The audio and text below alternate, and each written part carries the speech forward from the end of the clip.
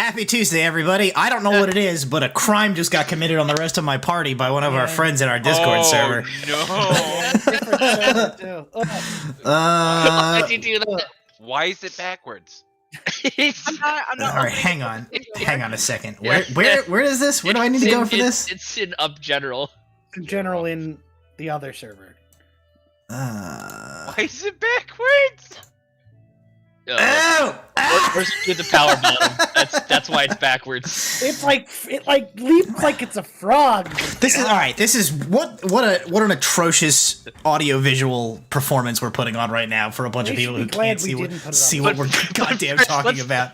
Let's thank our sponsors. Let's thank our sponsors, Horsey Dude. Oh no, not Horsey Dude. It's all I can think of now. Let's thank our sponsors, Little Dragon Corp and Cardboard Castle Games. You can get a link to their websites by typing !Little Dragon or !CCG in chat at any point during tonight's stream. Thank you to both of them. If you go to Little Dragon Corp and you buy some dice from them, because that's what they sell, you can use our code bonus at checkout for 15% off your order. Special shout out tonight. I'm going to pop it over my dumb face for a second. Bam! Friend of the channel Dokudel, is doing this is a yearly event, I think, right? It is. The Twitch stream charity event that you can... Hang on a second. I realize this is far too small to be legible. Adam, do you want to pitch the event while I size this up so people can actually friggin' read it? The annual Plastic Model Weekender will be happening starting Thursday at 9 a.m. EST. Friend of mine, Dokudel, is going to be taking part. This stream goes from 27th all the way to the 30th. They'll be taking part on the 30th at 3 p.m. 3 p.m. EST, 2 p.m. Central. It is for any donations, bits, subscriptions go toward the Cure Alzheimer's Fund. And if you make a $5 or more donation, you get entered into a raffle for a lot, and I mean a lot, of model kit stuff. Gift cards from various shops, kits themselves, kit building equipment, you name it. And you get the warm fuzzy. Alrighty. Well, thank you for that, Adam, and thanks. Thank you. Thanks, Dokudel, for being our pal right here on Proficiency Bonus. So be sure to check that out. It'll be a good time, I am sure. You can build models of Gundams or something. That's I assume. Okay, so let's roll into. Ooh, my T-shirt is. My T-shirt is green screened out. 10 City. 10 City, baby! 10 City. Oh, 10. Oops. It says Tenacity, but... I thought it said 10 City. But it does say 10 City. That's better. Where did we leave off last week? You guys are in Honorand, in Zresa. Last time you had some hijinks involving a capybara. You're basically killing time in the city until the Speaker for the Free Peoples, Zarala, is able to procure you a path through the Verdant Wild to the location of the next MacGuffin that you're needing to acquire, a chronomancy device currently kept somewhere for safekeeping within the vaults of the Emperor of the Ignean Empire. Currently, you guys have plans to take part in a battle royale at a local establishment, a local fighting arena, where champions from all over come to prove their martial prowess and entertain adoring fans. Before we get to that, however, Ordinum Libri has been in contact with you guys since you've been... Okay, good. I was gonna ask about using the mirror to contact them. We're gonna say that has happened. You have had a conversation with them to like get them up to speed on everything that has been going on. Make your plans for what what is going to happen with Ygraine or Lady Viren. As of your last conversation with her, you basically told her like, "Look, we're gonna give you the bookkeepers, and they're gonna do with you what they're gonna do with you." You receive a response from the Ordinum that they're going to send some folks via teleportation portal to your location to pick up and bring Lady Viren back to Terra Libra.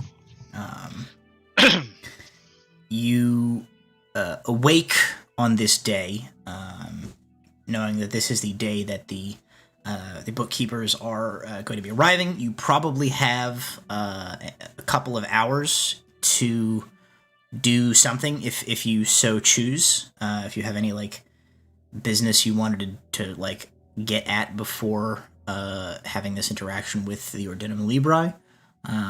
If not, we will jump right to their arrival.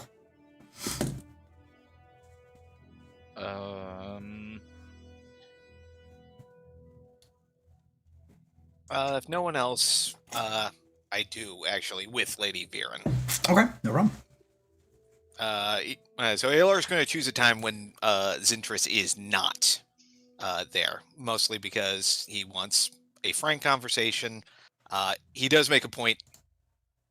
He leaves his weapons behind. It's in the house. All right, then we'll say you guys are... I think we've established there's like a little back courtyard behind this building that you guys have been put up in. We can say she's sort of out there. And you find her out there to have a conversation with her. She turns as you approach and she says, Mr. Cabot Jr., a delightful morning, is it not? Yeah, it is. Kind of day in that,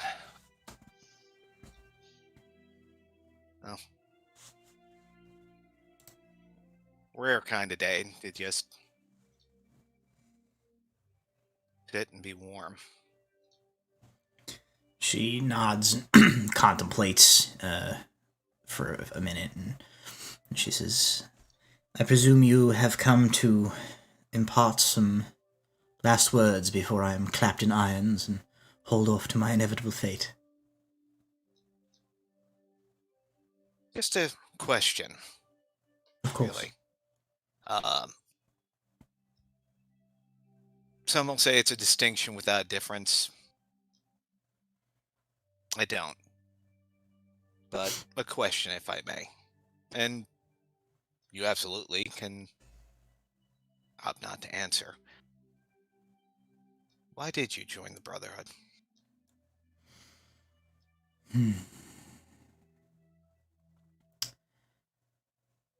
It was a very long time ago.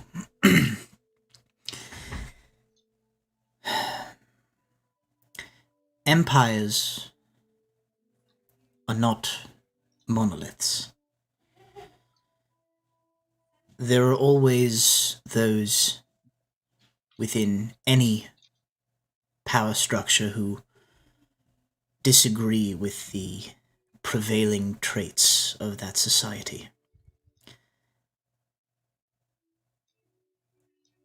I, as a young woman, found myself harboring deep disdain for the way that the Ignean Empire conducts its business, the way that it models itself on the Envarians that came before them, taking the worst, most prejudiced, brutal aspects of its culture and adapting them for their own needs. The idea of elven ethno-superiority is abhorrent.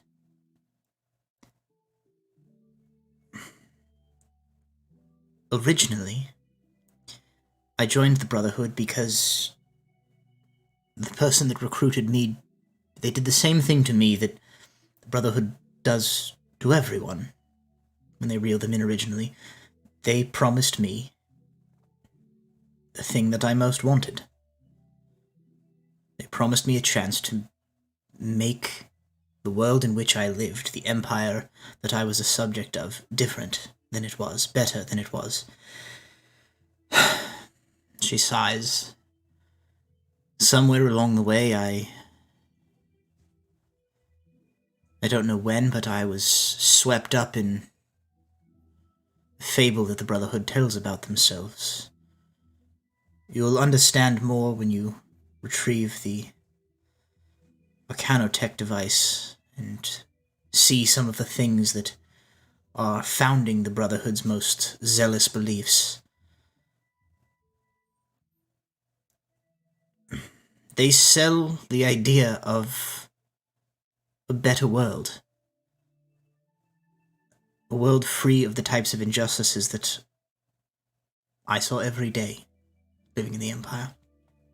Injustices I am sure that you are no stranger to, Mr. Cabot Jr. Alar. She kind of nods. She says, "It took me a long time.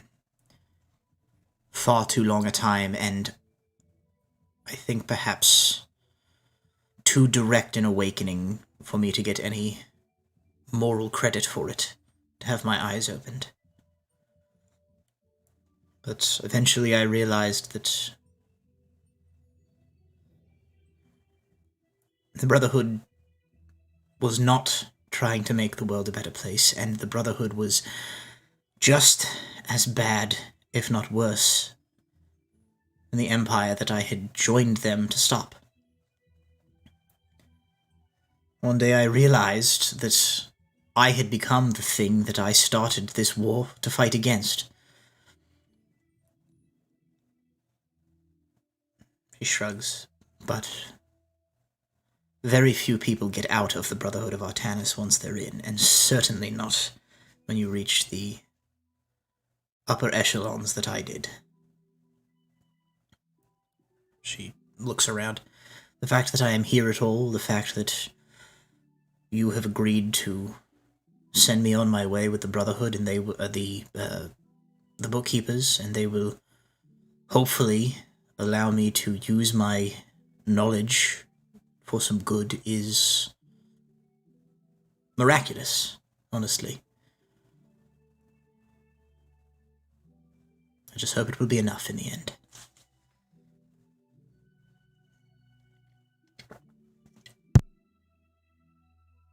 I had a thought for a long time. I've only run into a few other people like you, like me, that realize the Empire is a construct of lies built upon a terrible one that folks like you, and to a lesser degree me, are at the top of the heap, and everybody else is various grades of less. But because it's all we know, all the stories, all the legends, everything you hear within the Empire is High Elves good, everyone else, yeah. When you realize, and that's all a lie,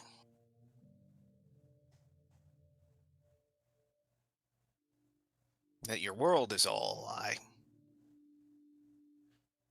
you get desperate to find some truth, some good. I was lucky. I had parents that taught me to keep my head down for the most part, and all right, I didn't listen as well as I should there. But I fell in with somebody who taught me You gotta have a code of your own. And yeah, people are people. If I hadn't found Rax's Thorn, I could have easily ended up like you or Brahm.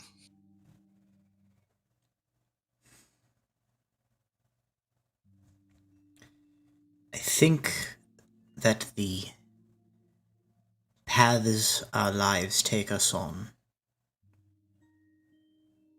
happen the way that they do, and were they to happen any other way, we would not be the people that we are. I have carried on a life, the contents of which I will regret for as long as I still live. Good intentions be damned.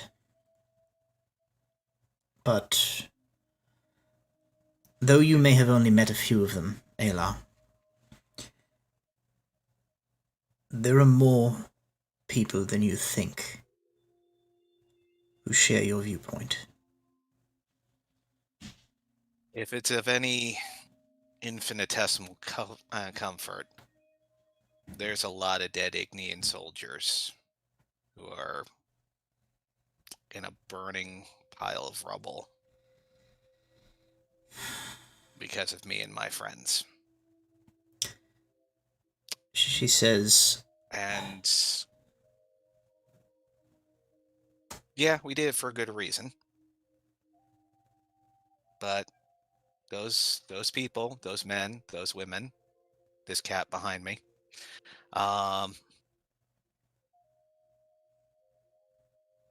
they had families, parents, kids, brothers, sisters.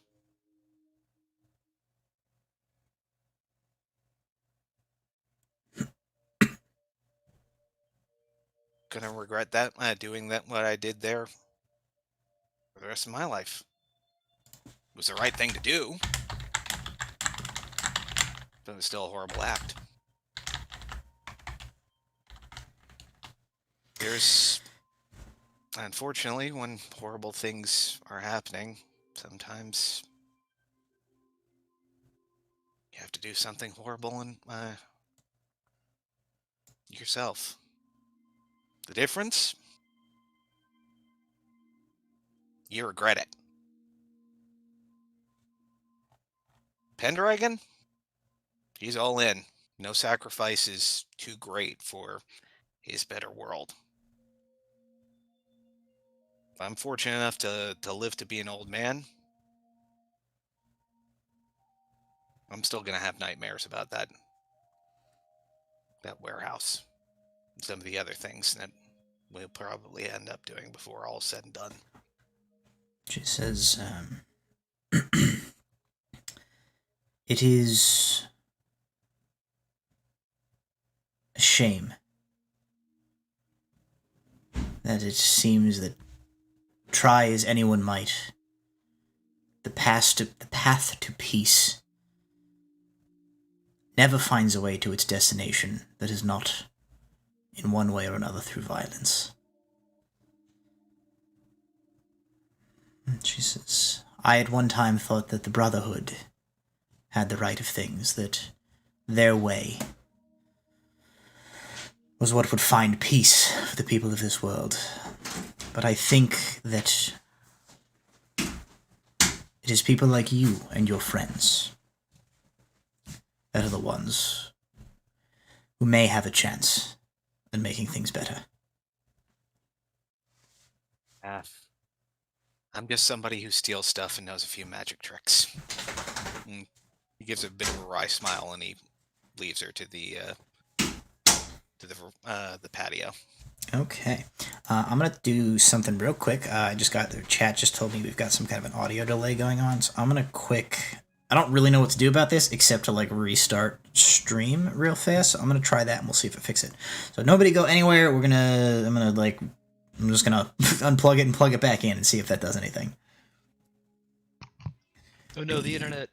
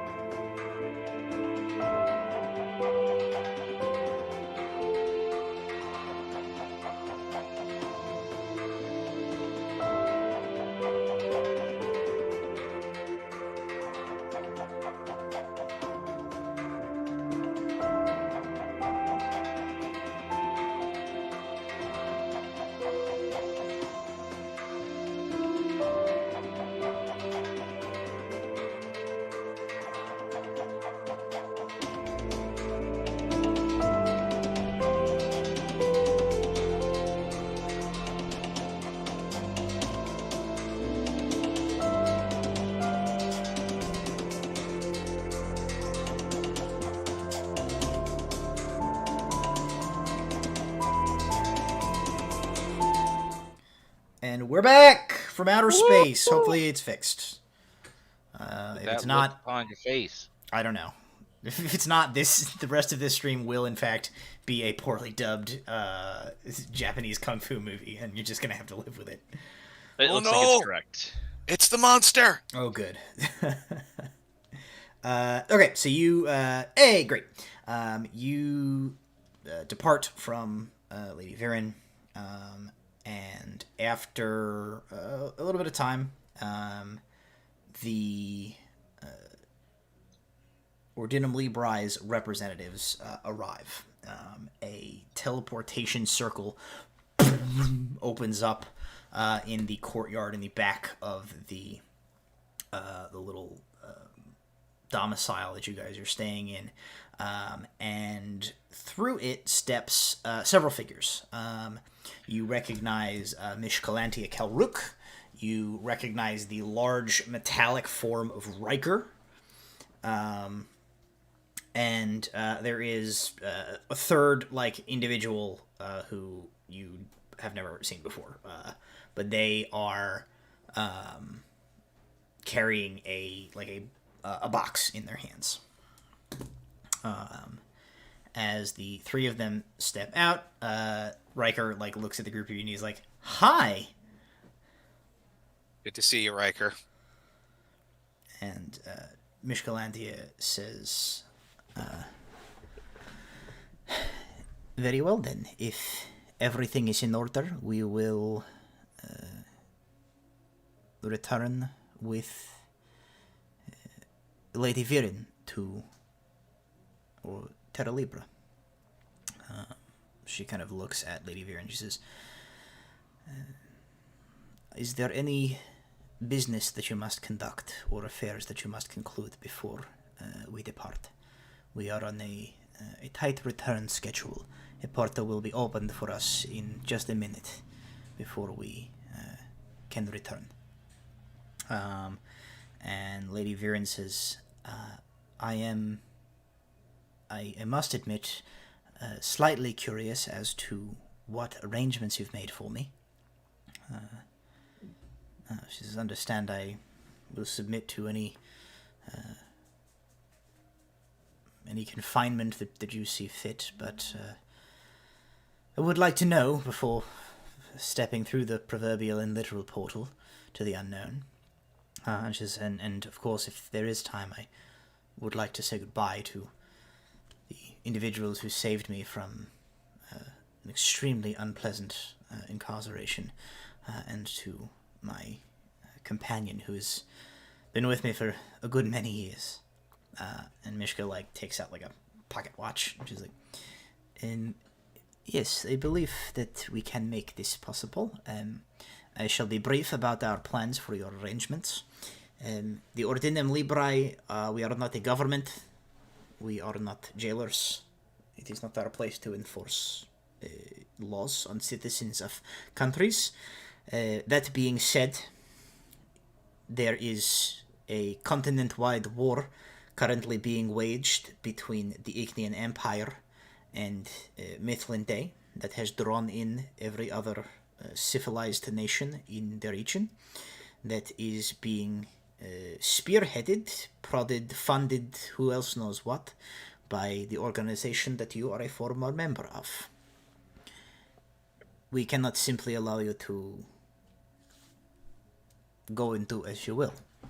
We trust, based on the recommendation of the fool's Errant, that your intentions are as you state them to be, that you have turned from the Brotherhood of Artenis, and you intend to use your intelligence to help the Ordinem Libri and its allies in turning the tide against the Ignean Empire and the Brotherhood that is backing them.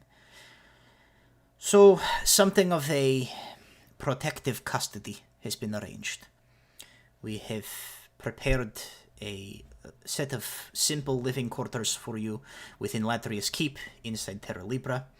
You will have the freedom to move about the keep as you will, and supervised access to the resources there within, so long as you are willing to continue to cooperate with the leadership of the Ordinum Libri and the Council of Eight in their efforts to stem the tide of this war.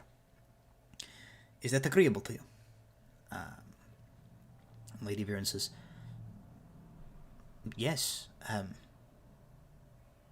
Yes. And Mishka says, be advised that at the conclusion of this conflict, if we're not all dead by dragonfire or some other apocalypse brought on by the Brotherhood of Artenis, as I said, the Ordinum Libri are not jailers, nor are we a government. There may be kingdoms and rulers who have demands when this is all over. We will not intervene upon a rightful claim against your crimes against kingdoms of the realm when the time comes. You have our protection for as long as this conflict remains. After that, if another government stakes a rightful claim on your incarceration for crimes against their kingdom, the Ordinum is not going to stand in the way. And Lady Viren nods and she says, I understand. It would be improper to ask anything different from you. And Mishka says, very well. In that case, you have, she looks, a bit more time. The portal will open there, and we will pass through it together to return to Ladri's Keep. She turns to the person with the box, and she says, Mykonos, I do not think that the restraints will be necessary after all. It seems that this is to be a amenable transition. And the person with the box like nods and just sort of like tucks it under his shoulder, under his arm. Mishka says, very well. I shall step out of the way and let you say your goodbyes. Lady Viren turns to the group of you. She sort of smiles and she says, I've got the cushy part from here on out. I'm just going to get fat and out of practice under the bookkeeper's watch.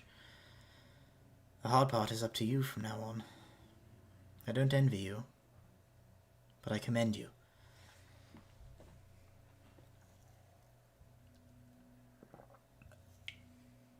Someone has to do it, and apparently fate decreed it's us.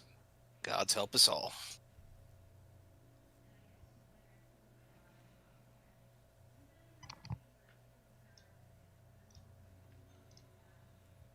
Zintrus has been looking severely uncomfortable.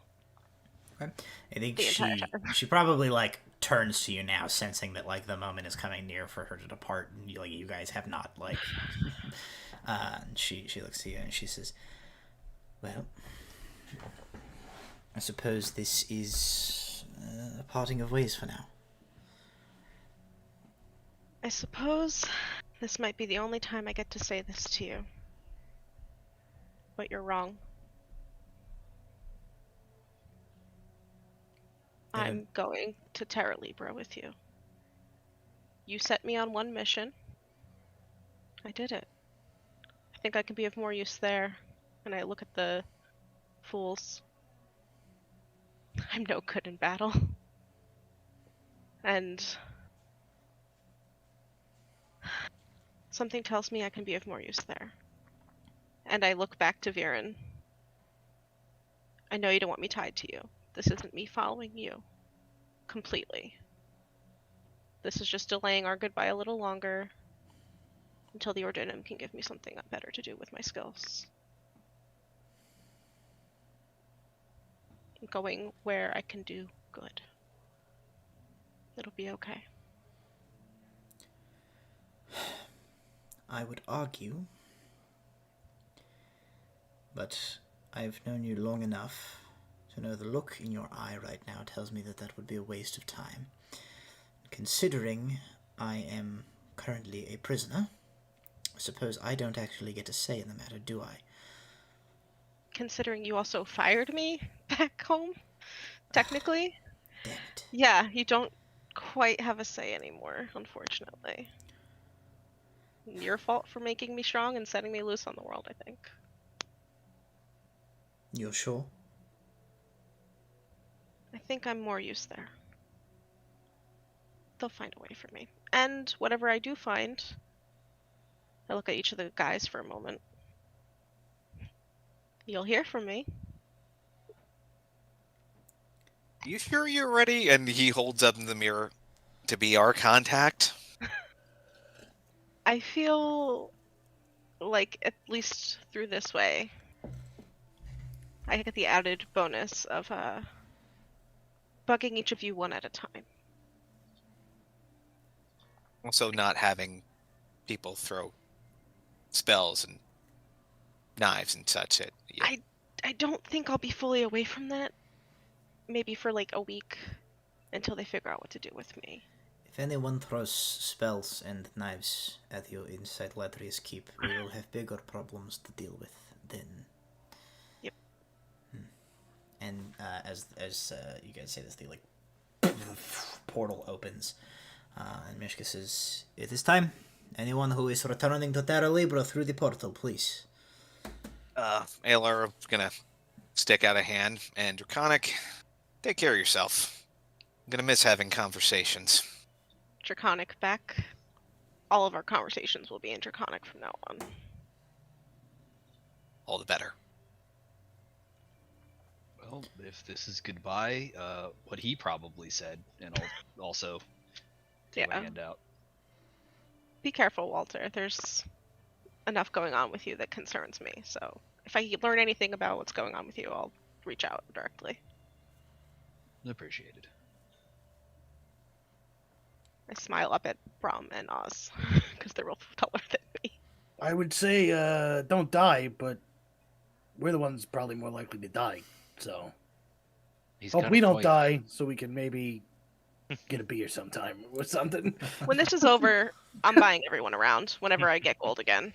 Make sure it's just one, otherwise, we're gonna bankrupt you. And I start stepping back towards the portal because it's closing. Yeah, Mishka's like, "These are extremely expensive. Please don't miss this one."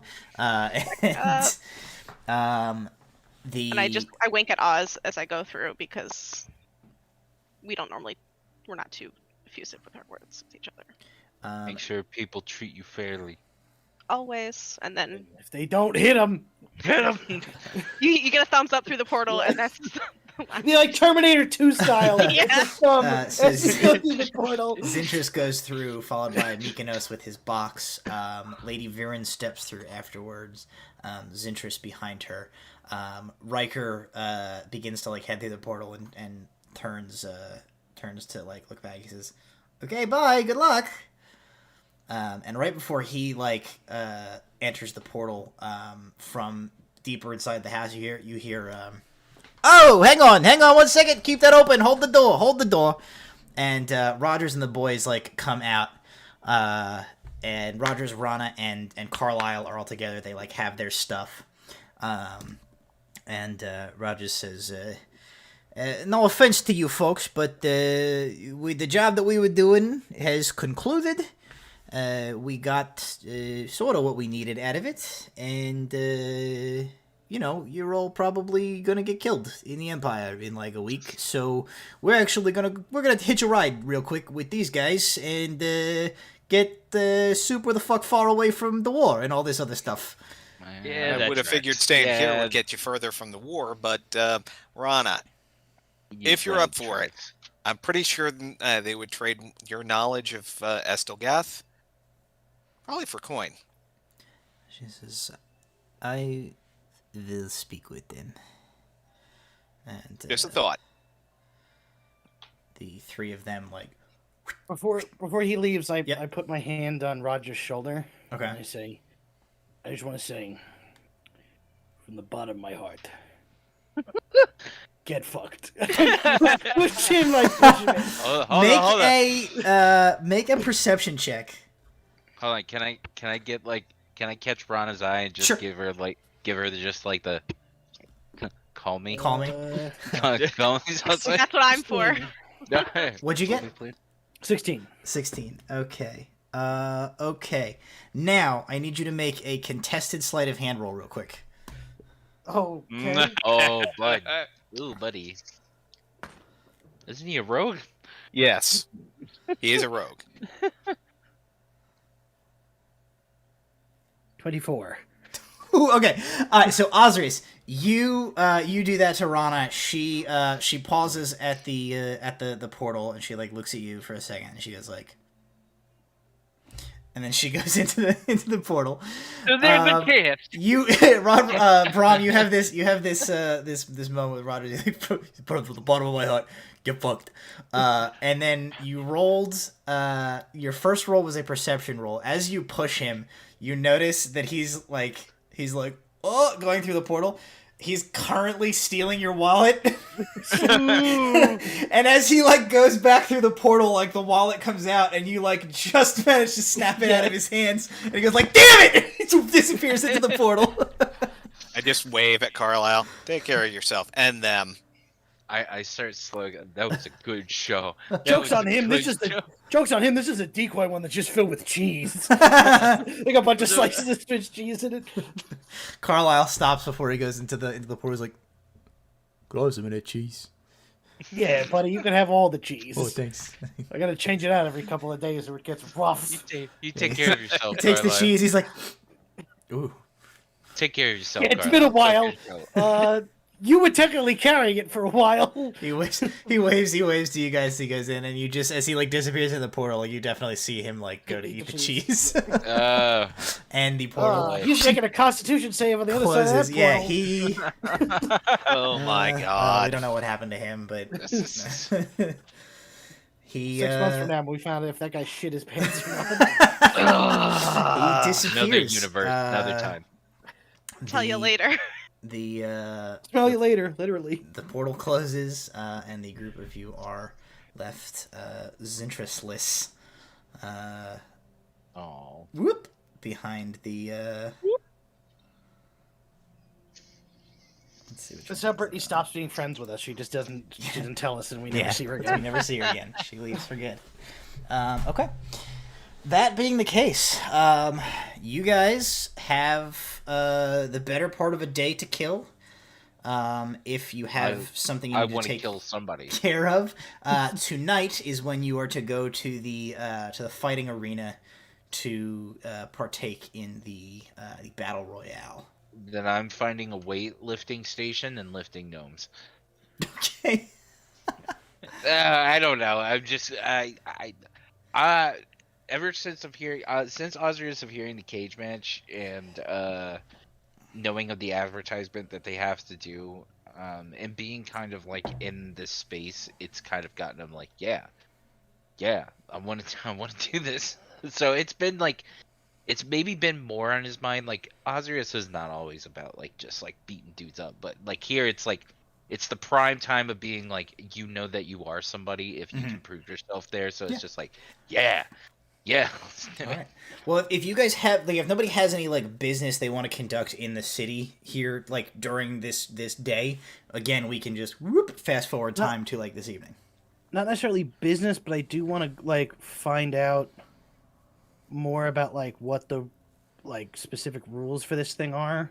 Yeah. That'll maybe like make you'll some get all of, preparation. you'll get all. So what I'm thinking here is like when you guys go to this place, like the guy that like recruited you told you like come early. You can have time to like prepare your shtick, learn what you need to learn. We have like props and like costumes you can like make use of. So like all that info, like you can go ahead of time to get, like, you don't have to like, you don't just show up and like jump in and start fighting people. Like this is as much a show as it is like a fight. So you can get all that information when you guys go down there, prior to the situation.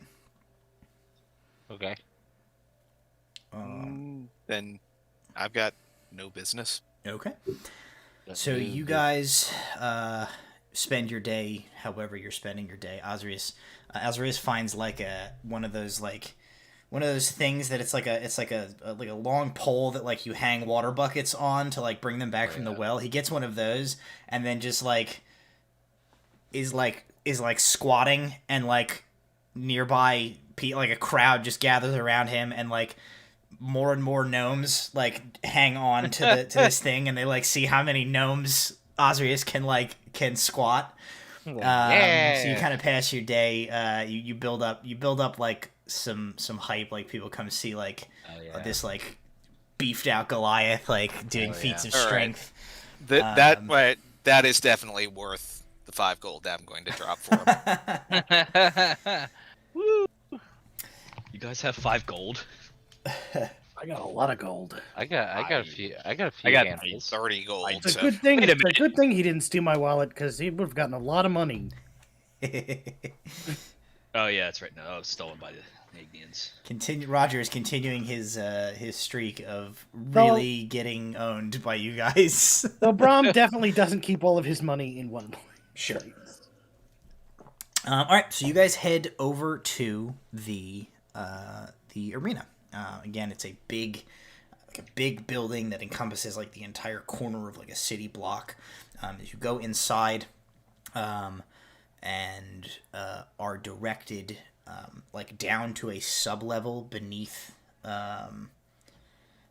where you can kind of tell like the interior of the building is a like common area where there's later you can see like they're setting up for like drink and food and stuff like that, to then people can like flood through a number of doors to go up to like stands that have been erected on the inside of this hollow building.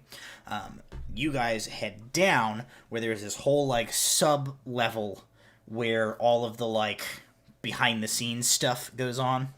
So you guys come down there. You are met by a human man with a clipboard, who, when he sees you, he says, "You're the new group of people that were put on the docket for tonight." He says, "Hair fork, top hat, shovel, Goliath." Yes, okay, you're all here. If you head through there, there is a sort of a common area that some of our fighters socialize in, hang out backstage.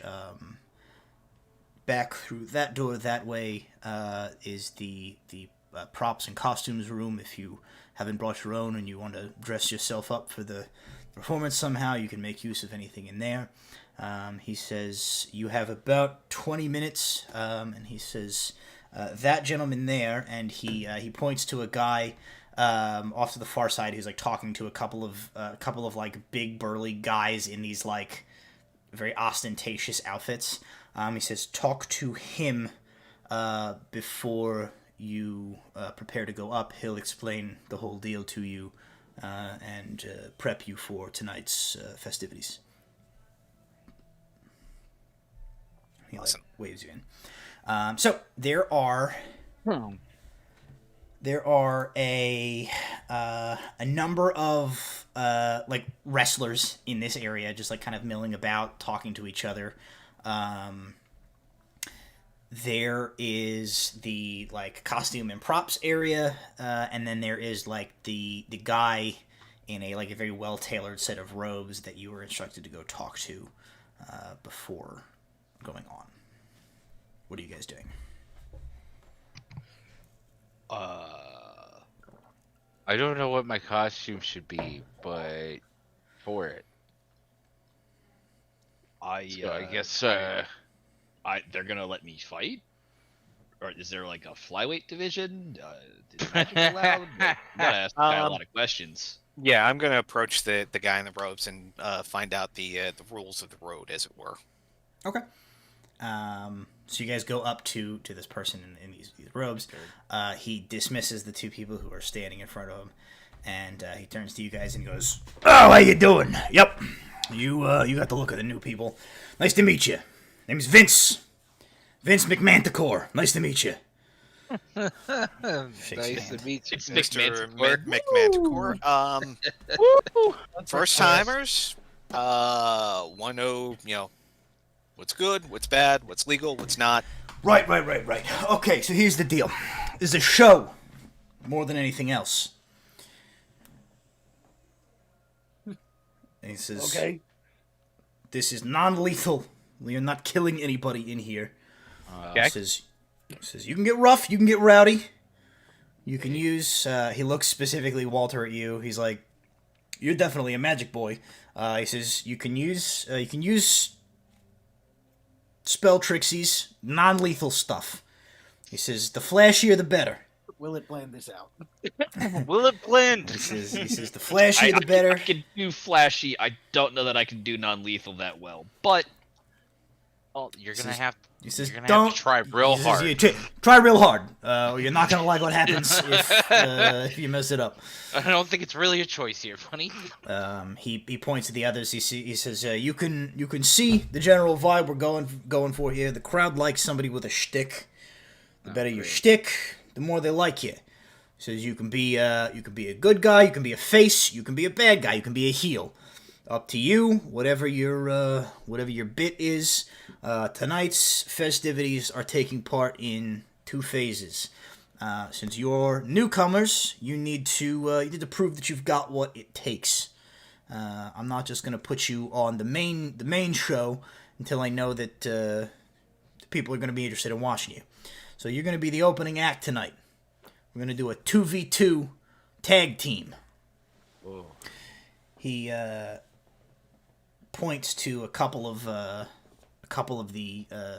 fighters in here, a dragonborn and an elf on the far side of the room, along with a human and what looks to be if not a full-blooded orc, like very close to it,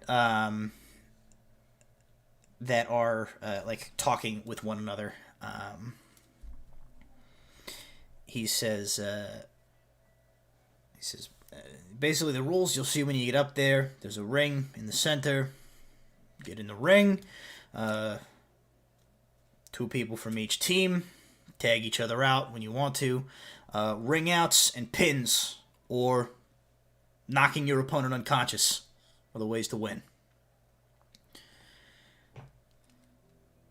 Beat them.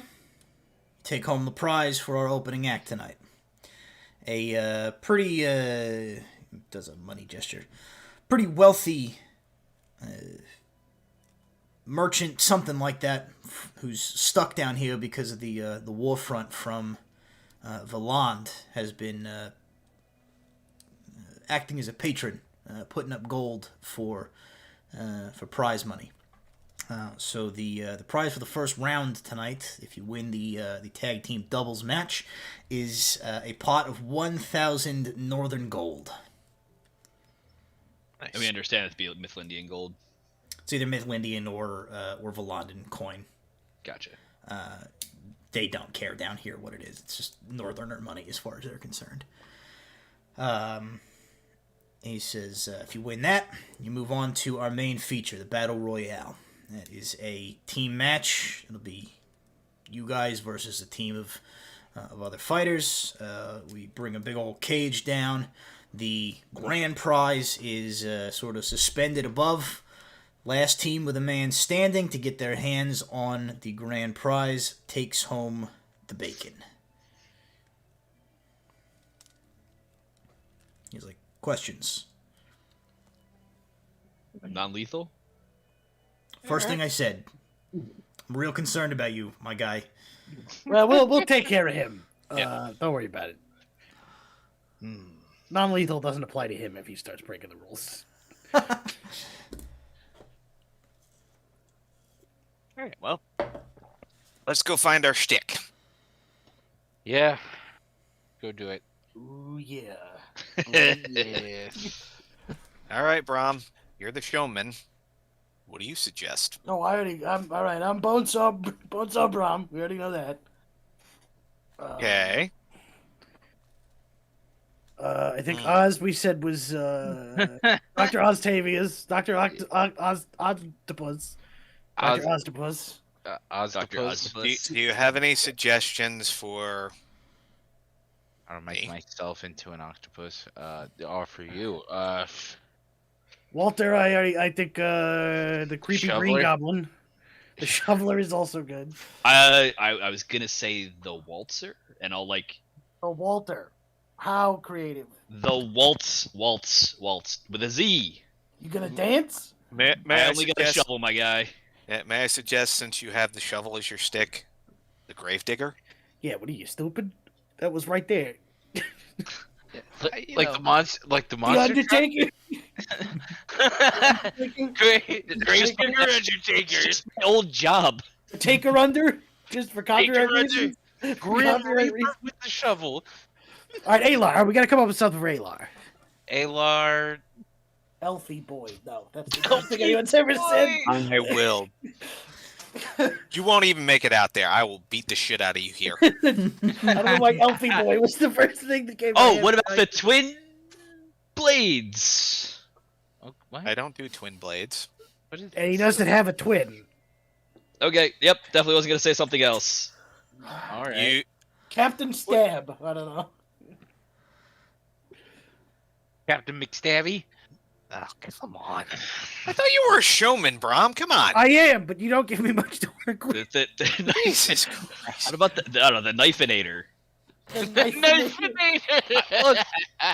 Oh my God.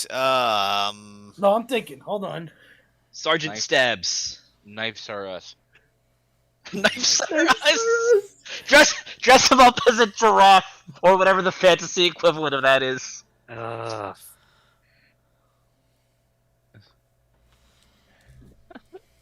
What about Quicksilver? A suggestion from the audience. And by that I mean That might work. Brittany. It's either that or I stick a pot on my head and call myself Mysterio or something like that. I'm pretty sure we're getting into like intellectual property disagreements at this point, but you know, Call yourself Knife Pot. it's Ageria. It's fine. Myself knife pot. Knife Pot. I'm not knifey boy. I'm not stab man. I'm the Blue Raja. That's a fucking. You can put a pot on your head and we'll tell you let me solo them.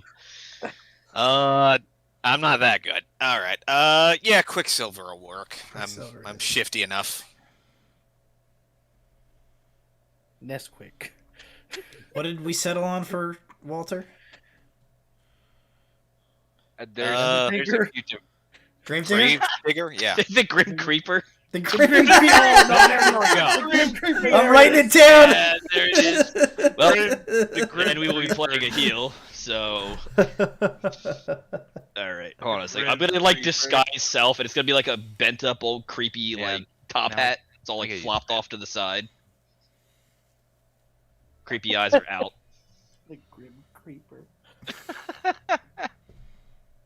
Actually, I'm just that one prophet guy from Valon that we ran into. Oh, I'm just gonna for courage. That's how we go. transform back into that guy, the chain prophet guy. Okay.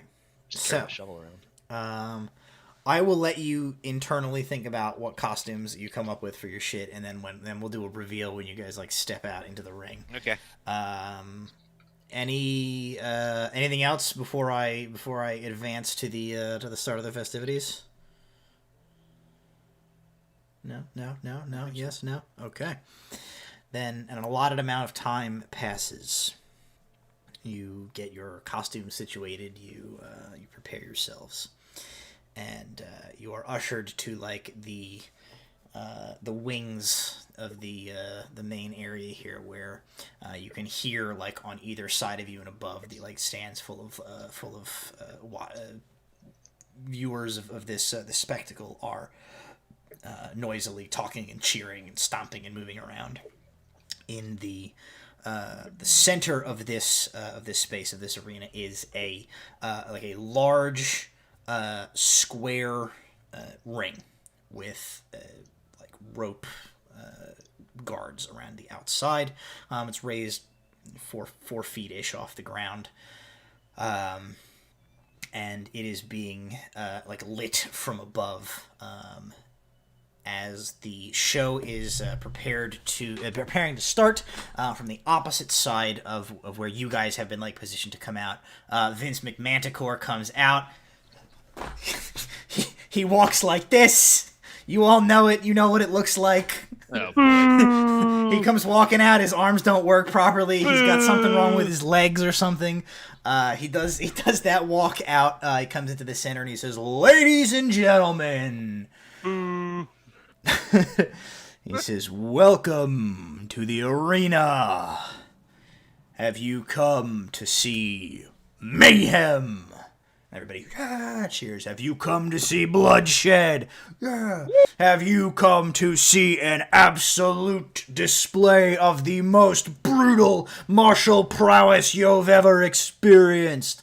And everybody, cheers. Oh no. And he says, "Then get ready to rumble. We've got a very special docket for you tonight. We've got some newcomers eager to cut their teeth against the competition and prove themselves worthy of the glory that there is to be won here in the arena. We've got some old returning familiar faces, and I hear a rumor that there's a special someone in the arena tonight. Someone who's not been with us that long, but who has made quite the showing of themselves since they've been participating in our little fights. If we're lucky, maybe we'll see them in the main event later this evening, the Battle Royale!" And everybody cheers. And he says, "Without further ado, let me introduce you to the main attraction, tonight's warm-up. A 2v2 tag team match between a group of newcomers and everybody's favorite pack of lovable scamps. First, our new arrivals on the scene." He gestures towards you guys, and like a spotlight comes down on your like tunnel that you're gonna come out of, and he says, let me see where I wrote down your names. He said, "So you guys are going with your being heels. That's the that's your thing." Yeah. Look, Grim Creeper's not a hero name, so I don't know what you want. He says, "Very well then. Here they are.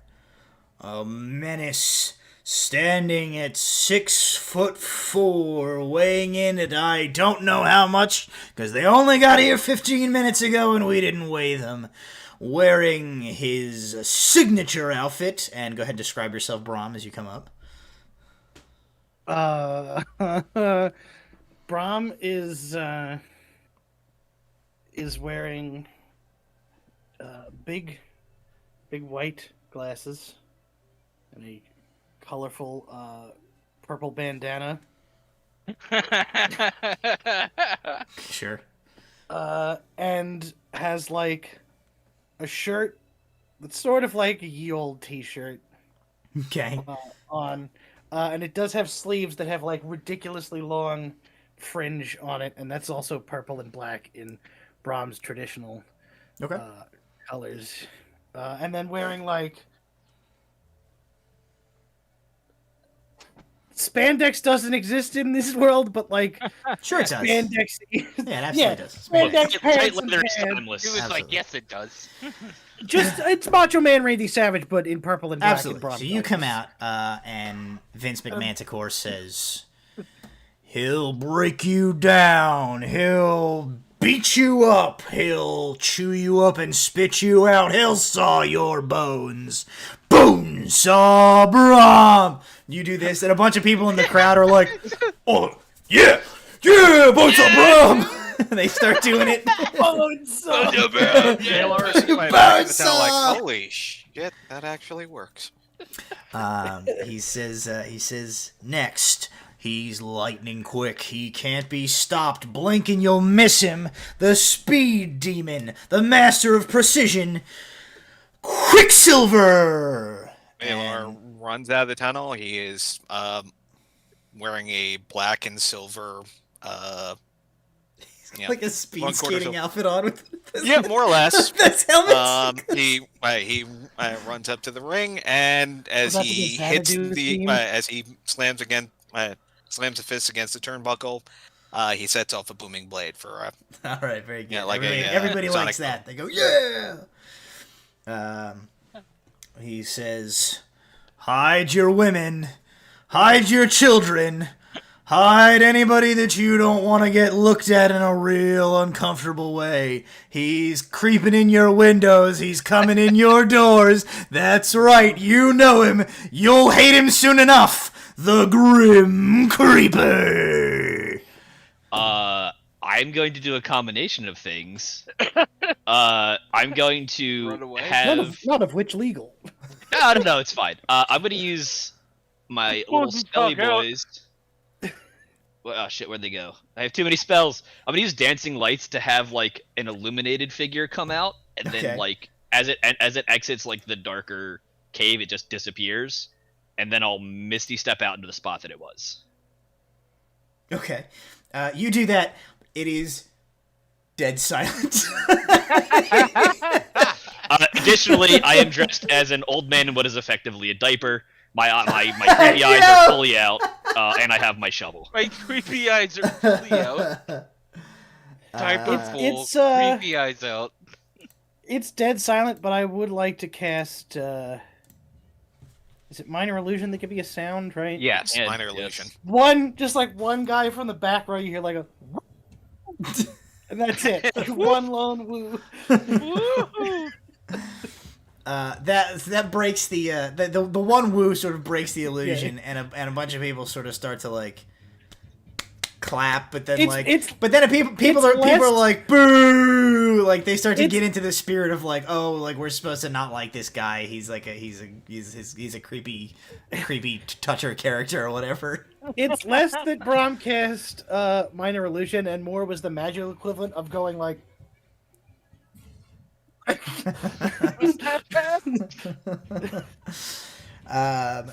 So you Actually, come out.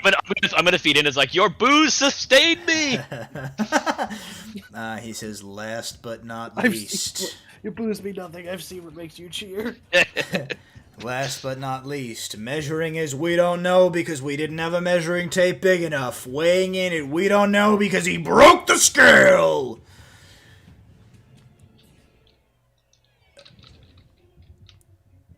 Dr. Oztopus is what we settled on. Oztopus. Imagine he just said it exactly like that. He's like, yeah, he does. Right? He's like, he checks his notes. He's like, wait, hang on. Your whole thing is that you're like gigantic and you. That's right. Yeah. Just go with it. He's got a PhD in kicking your ass, Dr. Oztopus. It's ironic. I actually come out. My eyes are like covered in like black paint. Black squid ink. Yeah, like black paint that kind of like they're supposed to like imitate like goggles, kind of like black paint. I open up my eyes, and like right behind my back, I'm still wearing like my like tribe kind of like outfit, but right behind my back comes out like metal tubes and like cans that are like like hands, claws, and like and there's a team of puppeteers working. No, it's all me. Scooter. It's Scooter and Morgan inside, just frantically moving them around. It's me moving my arms, and then at one point, like I will make fire like come out of the mouths. Oh, that's pretty cool. Okay, yeah. So I'll make fire come out of like I'll come out like make the like little fucking can. Make the little can. I'm imagining you have a bunch of like whatever the high fantasy version is of those like scrunchy dryer vents. Coming out of you, and then then they all like shoot like it's a bunch of pyrotechnics out of like drain like whatchamacallit? Downspout like piping. Yeah. And I make fire come out of it. Everybody in the stands like loses their shit over that. Yeah. Gutter Fire! piping. Everybody loves fire. Like gutter piping. He says, and they're facing off here in this corner, and he points over. That's right. You hate to love them, you love to hate them. Those rapscallions, those tricksters, those goofballs. The dynamic quadrio. He says, it's Rogers and the Boys. No, he says the Dragonborn Dynamo, and a Dragonborn comes out who's like wearing like a luchador's outfit and is like flexing. He says the Elven Acrobat, and a guy like literally drops down from like the rafters of the building and does like a somersault and like comes to a like pose. He says Knifeosaurus Rex, which is crazy because that was an idea that you guys almost had. And a dude comes out wearing essentially like a dinosaur onesie, but he just has like 100 knives on him.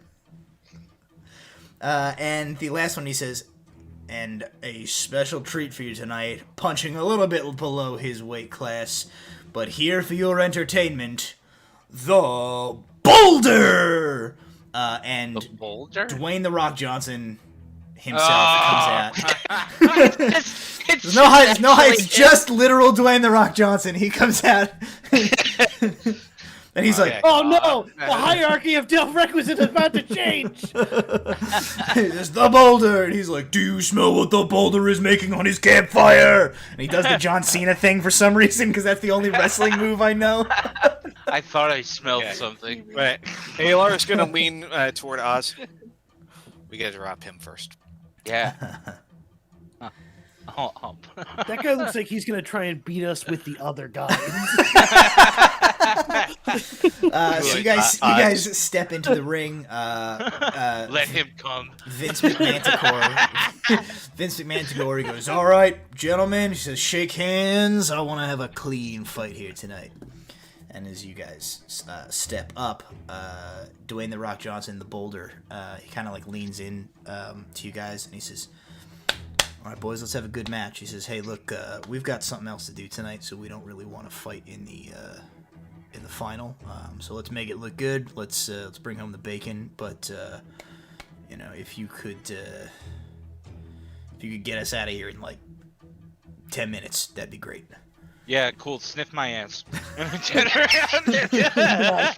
was like, about 6 seconds. You say that, and he's like, "Hey man, this is a performance. This is a show." I don't care. This first time. Don't worry about it. He's like, he's a little too hyped. He's like, we'll see about that. Let's do this. I just take. You're like, come on. And like after like we have the conversation with the Rock, I then like go to do like make a big gesture of shaking his hand, and then I go, "Oh." Everybody in the crowd goes like, "Oh!" And then like I lean in, I'm like, "No, but seriously, we got you." Yeah. Rob's the one that talks for us. Yeah. You guys back off to your respective corners, and Vince McMahon says, "Alrighty, gentlemen, you know the rules. 2v2 tag team. 2 in the ring, 2 on the sidelines. You have to tap in if you are going to switch fighters. First one to have all 4 members of their team ringed out or knocked out is the victor. Are you ready?" Woo! I don't Let's know. get it on. Creepy fingers. Let's go. Let's get it on. Yes, you do this Trying for to some think reason. of things that will not straight up looking at my character sheet, things that will not straight up murder somebody. Kill somebody. I came prepared. He jumps. born for He that. jumps out of the ring, and Vince McMahon walks to like the sidelines where he sits down at a table with some of the other like officials. And then a few moments later, there is a bing bing, and a bell is rung. Who is the 2 fighters on your team? Who are How about you starting 1d4 this? Yeah. How about No, we have to have 2 people in the ring. Yeah. That's the- first? no, People in the I ring. mean, like just like roll random. Doesn't Oh, really matter. Well, you okay, can do yeah. that if you guys want to. You just tell me Yeah. who's in the ring. Let's just roll random. All right. Two highest go or two lowest go? Let's do 2 highest go. Roll a d4. Yeah.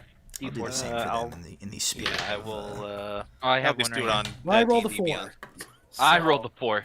Well, Okay, then you two wait, let's go. see if Jason also rolls. No, Jason roll a rolled- 4. I rolled a 3. All right, should the three of us roll off? Yeah, let's have a that's roll fine. off. Yeah, that's fine. Let's go. I like Okay. to imagine we're all playing rock paper scissors in public. With Also rolled everybody. another 4. I rolled a Mine was 2. 1. Mine I rolled was a 2. 1. All right, so it's then. Walter and I. Yep. So it's Jay's. Yeah. So it's Walter and Brom. It's Bonesaw and the Grim Creeper.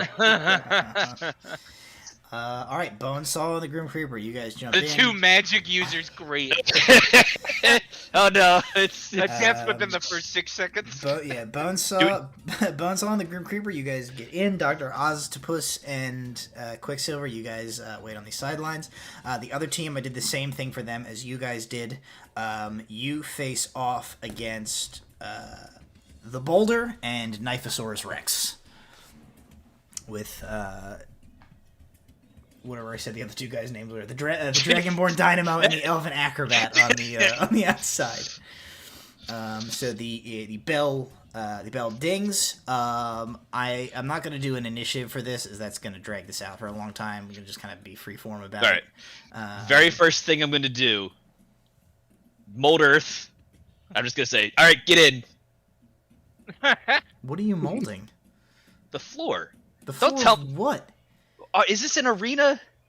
I Is it- I very assumed it clearly was a described that dirt you are in arena. in a wrestling ring, like you're on a stage. He tries to boulder it immediately. I tried to mold Earth, and it doesn't work.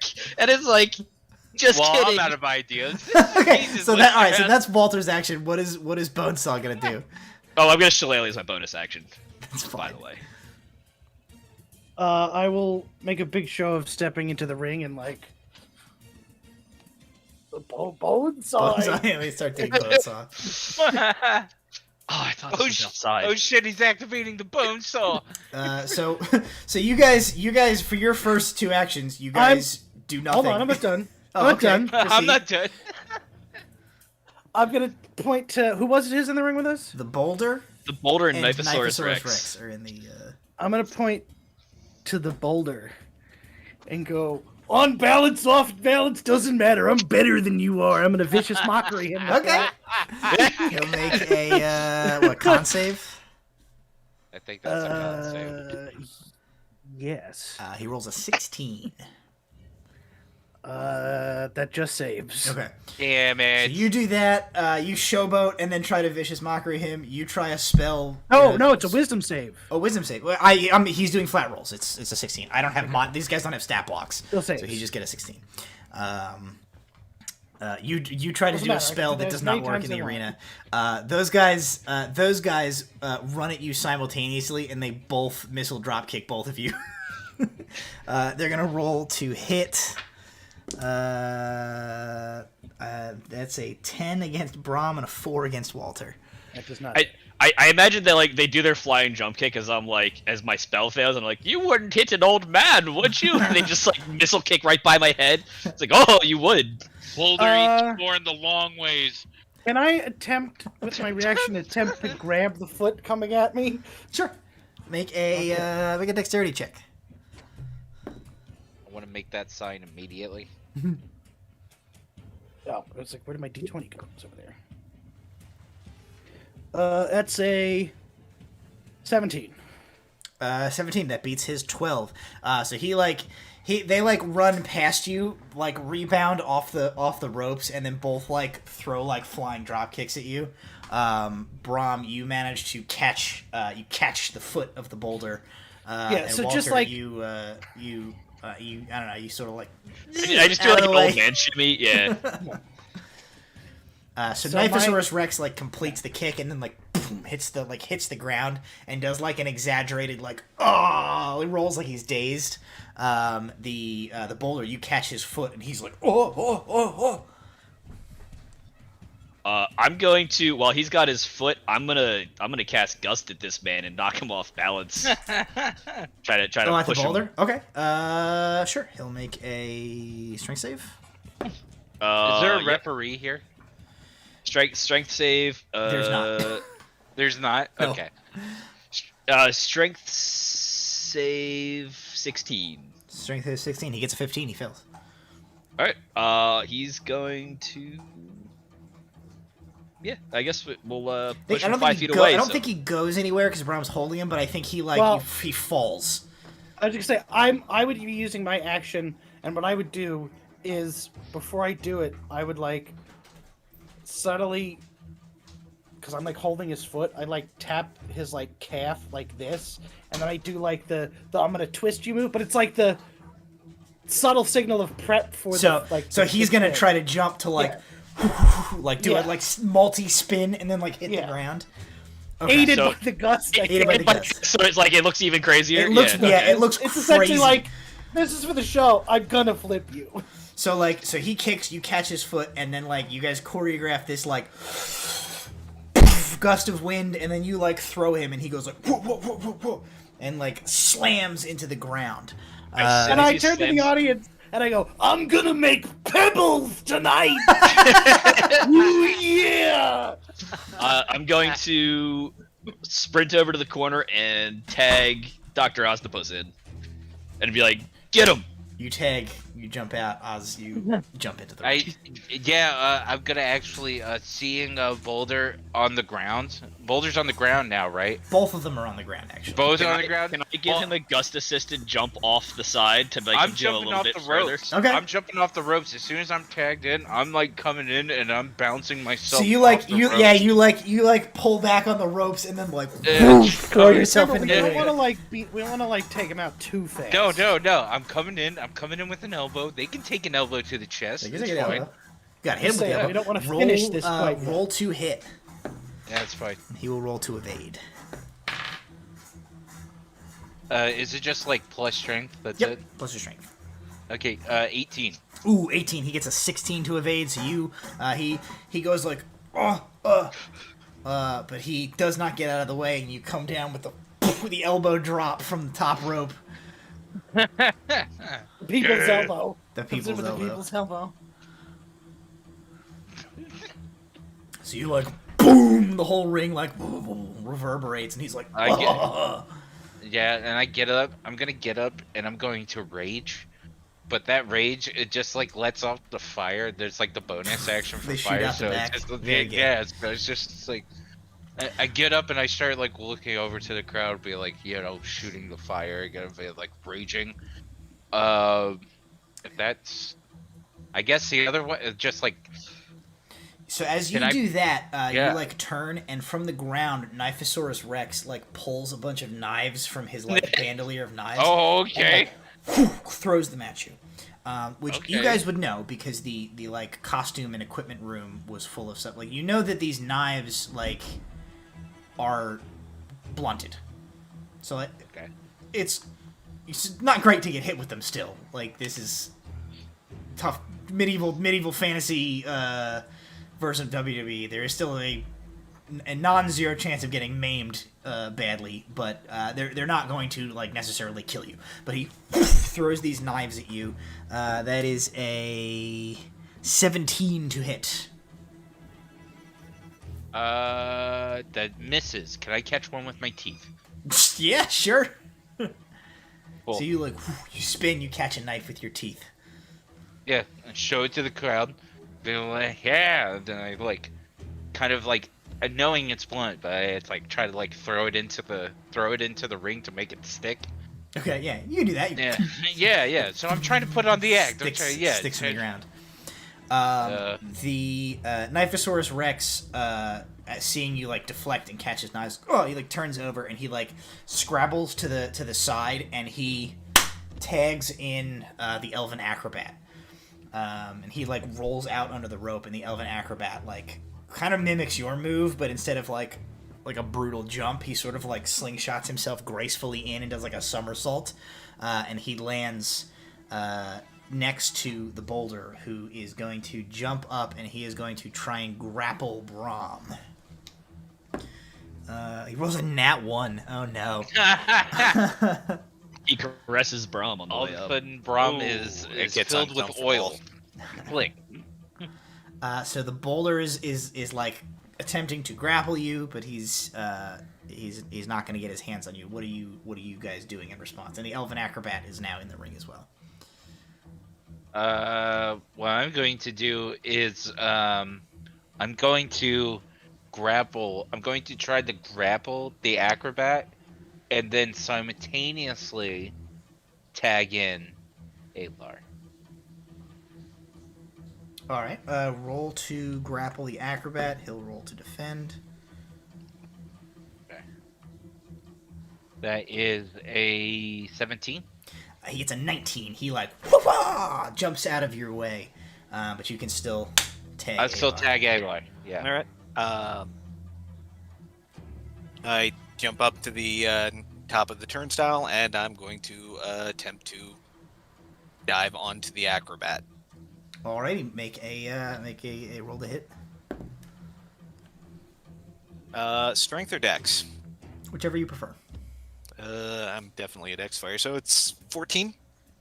A 14 does not quite get it. He again definitely like spins out of the way. He's actually going to attempt, as you like jump in onto him, he's going to try and do like a reversal on you. Okay. So he rolls an 11. That's enough. All right. So you I rolled a 5. So you jump in, you like slap your arms on his shoulders, and he goes like pya, and then like grabs you and like gets you in like a sort of like headlock motion here. I start selling it like Braum, what are you doing? So when the boulder went to like grapple and missed, I'm gonna do that thing where like I break out of it and I get his arms and I like cross them over, trying to do that like bang on my shoulder thing, that like sure that thing. Roll to hit. Just rolling unarmed. Yep. Straight to that's I don't think I have an unarmed strike bonus. No. Then it's just a 13. 13 beats his 2. So you like cross him and boom, and he like and like staggers back, stunned, away from you. Let's see. So who's in the ring right now? It's Braum and Alar. The elven acrobat has Alar. Alar, he's gonna try and suplex you now that he's like got you wrapped up. He tries to like drop you behind him. He gets a 19. I also get a 19. Ooh. So I think what happens on a tie there is that like he like completes the suplex, but you like roll out of it at the last second. So instead of getting like slammed into the ring, you like roll aside and like jump back to your feet. Okay. Then probably a little bit of circling, and I'll use the ropes to run, bounce off, and take another flying tackle at him. Alrighty.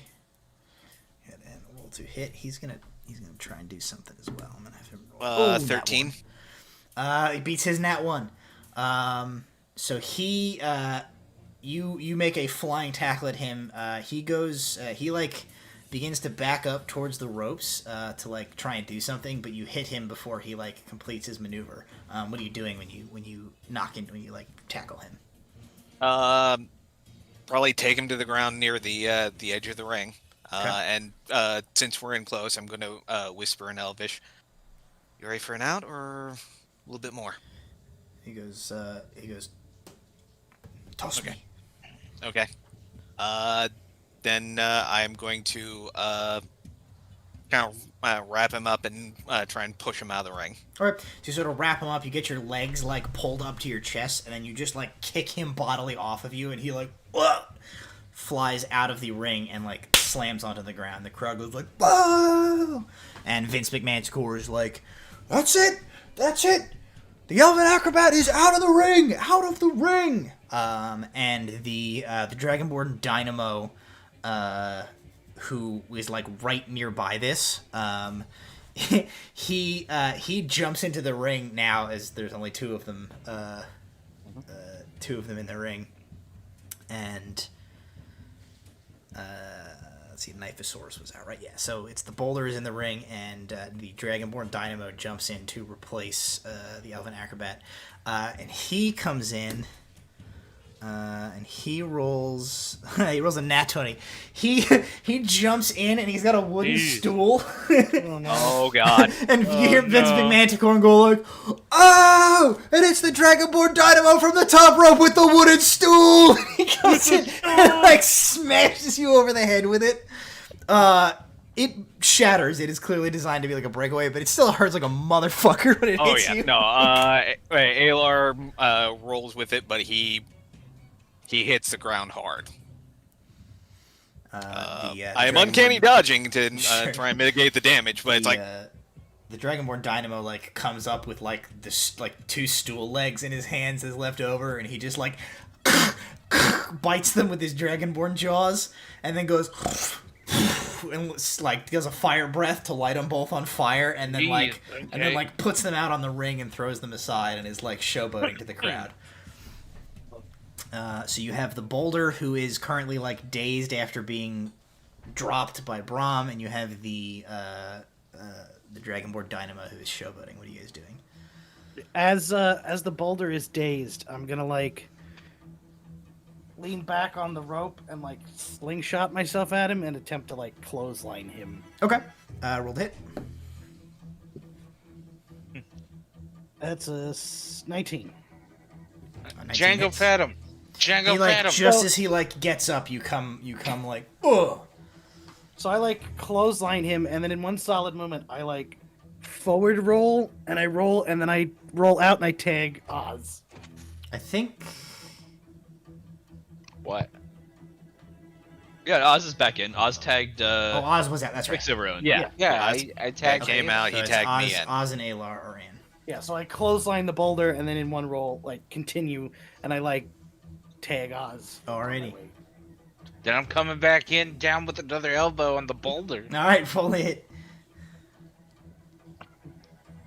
He's gonna feel the pain.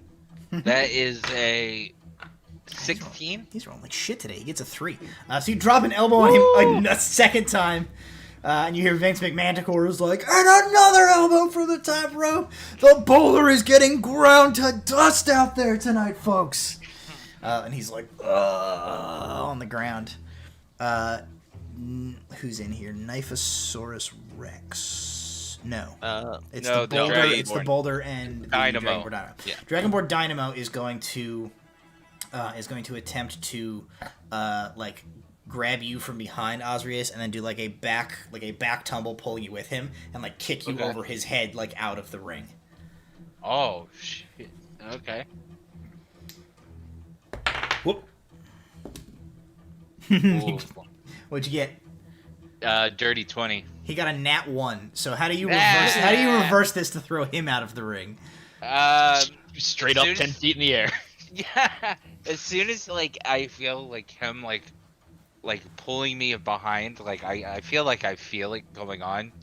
So I just like go with the momentum, but I grab him and like also, but then I just like kick him off, like, so it's just like it's like an armadillo roll. So he tries to roll, but like instead of being able to launch you, you like hang on to like complete another revolution so that he's on top, and then you. Yeah, and I feel like Braum maybe sees it, or Braum and Walter maybe see it, and they open up the ropes. They open up the ropes just Okay. so there's a hole. Absolutely. Yeah. So there's just like a That's hole what he that would they do. immediately goes through. and he just huck him out. He hits like a table on the outside of the ring, which smashes under his weight. Oh, he's out. As he like smashed on the table, right before he does, I like grab a beer off the table and drink it, as he then proceeds to smash through it. Alar's going to crawl over to the corner and tag in. Who wants in? Walter? Braum? I was gonna say, well, Walter, like, now that we've like knocked 2 of their dudes out, Walter's gonna message like Alar to be like, tag me back in. They need to get somebody out. All right. Yeah. then Alar is going to, crawl over, still selling like, "Ow, that really hurt." And Yeah, I'm gonna tag in, and I'm going to Misty Step over to like just behind the one guy. Who's still in and up?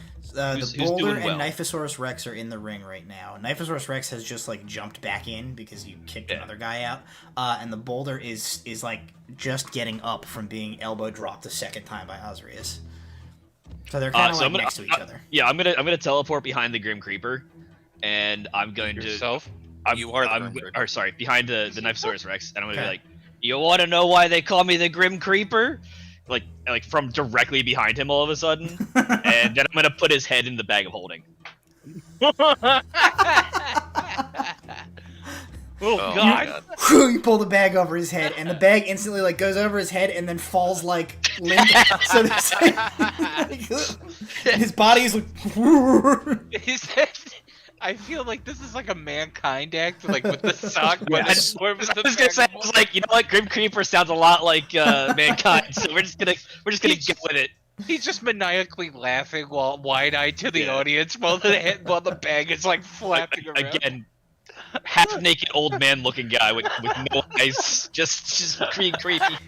I'm gonna, while I have him in the bag, I'm gonna cast message at him and be like, elbow directly behind me and make it look convincing, or behind you and make it look convincing. Okay, so he does that. He like elbows you, right? All right, and I'll fly back and like pull the bag back off. Here's what I think. Here's what I think he does. He elbows you so that you like double over, and then he like tucks his shoulders and leans into it so that he goes the rest of the way into the bag, and he like disappears into the bag. And as you go over, the Boulder like jumps on you and like grabs the bag of holding, like pushes you off of it, and then like does a spin move, reaches in and goes Niphosaurus Rex, and then as he comes around, he pulls Niphosaurus Rex out of the bag of holding and swings him into you. Yes, so it's you the rest of the way. You go flying out of the arena, and he like puts Niphosaurus Rex back on the ground, and then like throws the bag of holding out of the ring after you guys. And the two of them do like a high five maneuver and turn and like get ready to continue fighting with who is it, Braum and Osrius in the ring right now. It was Oz. So you me. Yeah, so one of you guys has to go back in. I'll go back in. All right. Come on. So Niphosaurus Rex and the Boulder, like, they make like a Red Rover maneuver. They like interlock arms, and the Boulder, like, Braum gives you a nod that says like, all right, let's wrap it up. Before we go in, I look at Oz, and Oz and I do the fusion dance. Okay.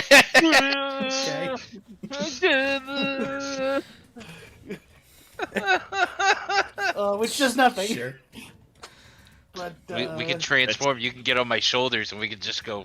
Yeah, I will then proceed to climb on his shoulders, and we become one being. Okay. Yes. So you do world's tallest wrestler. now he's an 8-limbed creature. It's the real Dr. Octopus. Yes, that's true. And now I'm blowing fire through the apparatuses, and now we're like feet tall with fire blowing now. All right, they begin to charge at the Jenga tower that is the two of you with their arms interlocked, basically trying to like hit you guys right at the middle, which is Osrius's face and Braum's like, I don't know, midriff area, and like topple you guys apart. What do you do? I'm gonna, before we collide, I'm gonna whisper to Oz, roll with it, in the attempt that we're gonna like roll and we will just like slingshot them into the audience, like grab them all over and like boom. Be like, yes. Yes, I levered want momentum.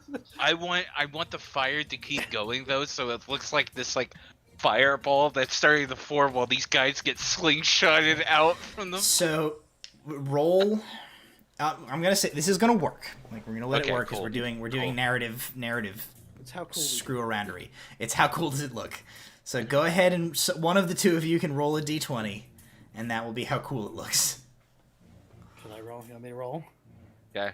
Rolling all 20s d20. We both rolled d20? You can both roll a d20, yeah. 18. 15. 18 and 15 looks pretty cool. Yeah. It's pretty cool. They come at you. You guys like a human slinky. Like, Yeah. Braum goes like over the top of them. He hits the ground with his hands, and then Oz like whips up over them, spewing like a trail of fire behind. And then like as you reach the apex, like you guys like let go of each other and grab onto the two of them and like complete your flips and just throw the two of them out of the ring. And they're like, whoa. Well, they're gonna be like, it's the pain bow! It's the pain bow!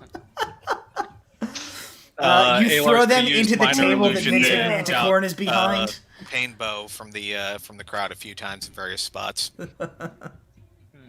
Everybody A like, minor illusion of flaming rainbow, Flaming fire shooting off of it, and like barbed wire on it. in the blink of an eye, Vince McManticorn is back in the center of the ring, and he goes, "Your winners, ladies and gentlemen, with the first ever appearance of the Pain Bow!" And he like...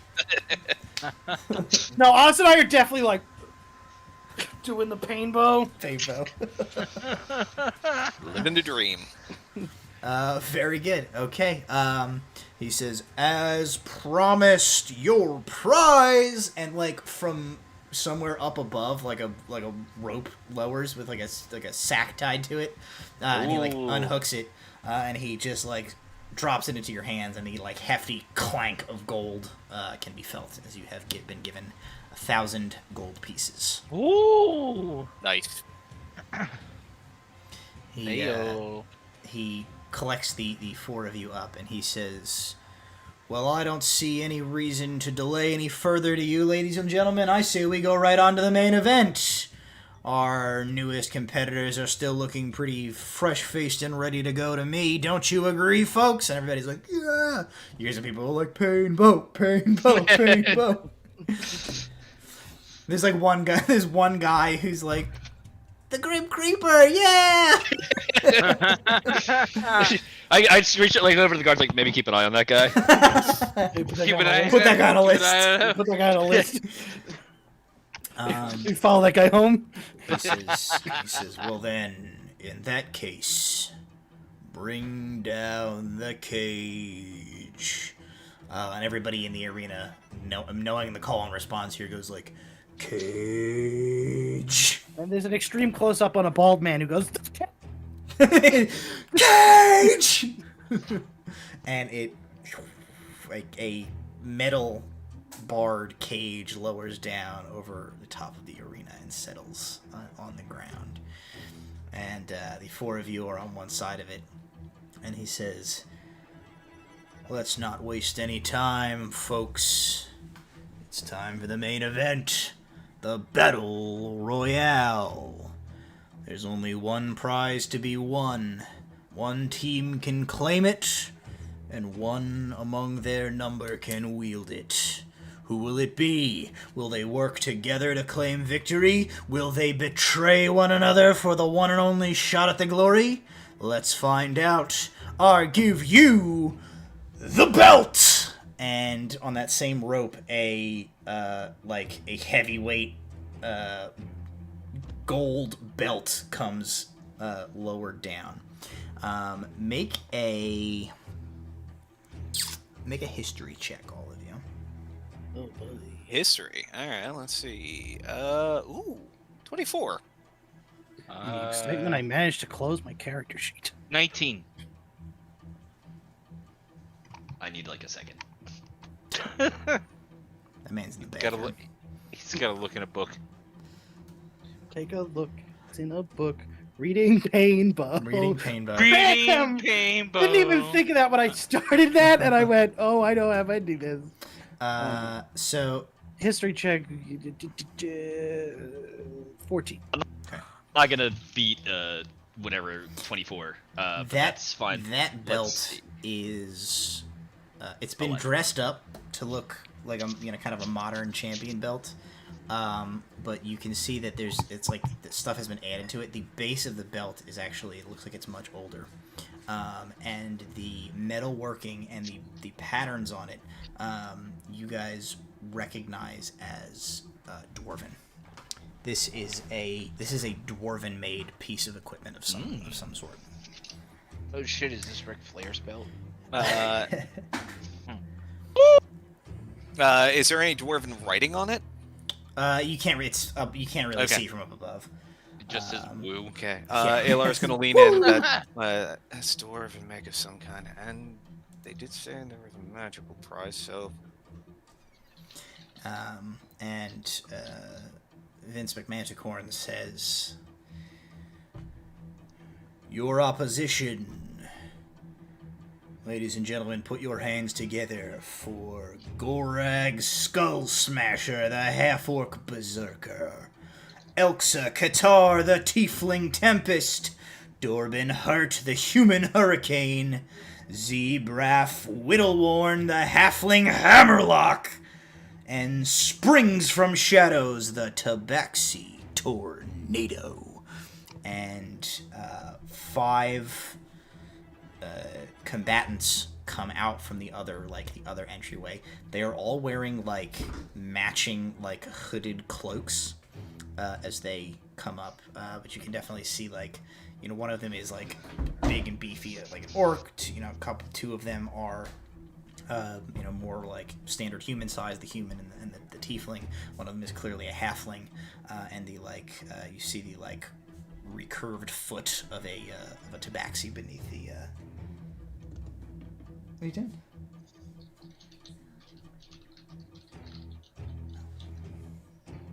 I think you're okay. A tabaxi foot, and Vince McManticorn says, "But ladies and gentlemen, those of you in the audience who have been gifted with the ability to do math may be asking yourself a question right now. Is this a fair fight? This is 5v4. This is hardly an even match. Well, I promised you a special guest tonight, didn't I? That's right. We may be having another special guest here in a moment. I promised you a special guest, and I deliver on my promises. This dog!" El Gryffindor! El Gryffindor! Oh, Gryffindor. It's a tabaxi foot. It's a tabaxi Silent foot. but deadly. I thought he'd spread his foot, but he did not. What do you think, bud? He says, "They've been making waves since they first appeared in our midst a week or two ago. They've been undefeated in every match since. You know them. You love them. Ladies and gentlemen, it is the red-headed renegade, Rowan Ambermore!" And somebody comes walking out. And I'm going to change a few things on our screen here.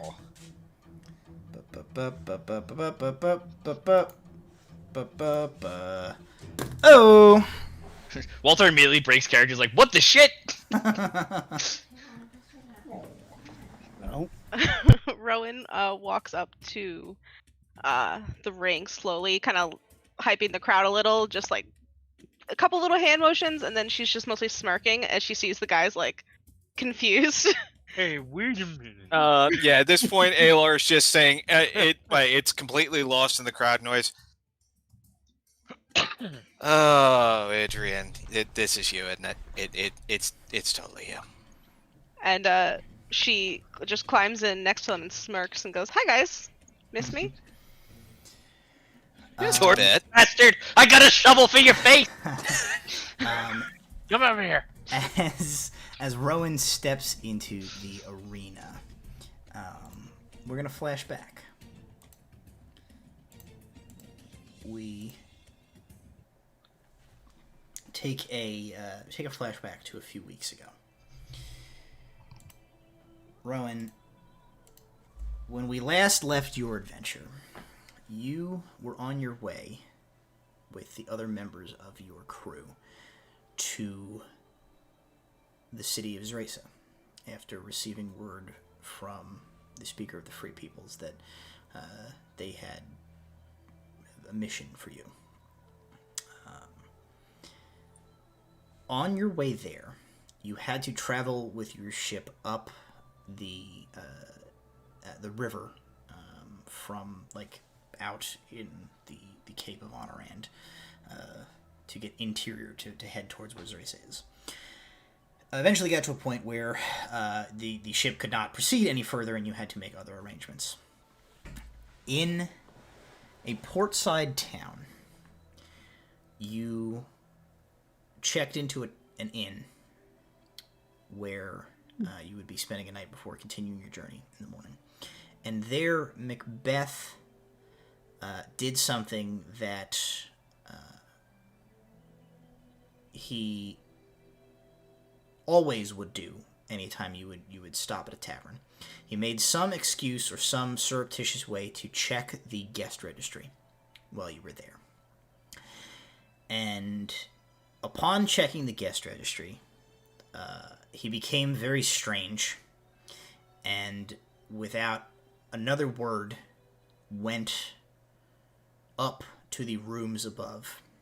The group of you followed, where you found him. He basically blasted down the door of one of these, the rooms of this inn, finding a slightly older, like, weather-worn human man in the room, who he proceeded to essentially, like, jump on and slam against the wall. You learned through this exchange that this individual that that Murderbeard came across was a member of his old crew, a member of the Harlot's Fury, the ship that his brother Banquo mutinied and stole from him, the ship that he has been searching for years. On threat of pain of death from an enraged Murderbeard, this crew person told Macbeth that he had just recently fled Banquo's crew. Murderbeard learned that Banquo had undertaken the mission that had driven Julius Hotspur insane. The quest for a fabled artifact that would allow one to become the master of the seas. This crew member told Macbeth that Banquo had always been a brutal captain, but had recently become unhinged, deranged, and was on a quest that many of the sailors had become to feel was going to send them all to their grave. He fled the ship when it had made port, and was seeking to join the crew of another vessel. The name that Murderbeard looked for in the logbook was a common tactic among pirates who were seeking employment on like-minded pirate vessels. A fake name given in the registry at inns that would tell a seeking captain that there was a sailor who would be amenable to join the crew of a illegal vessel, essentially.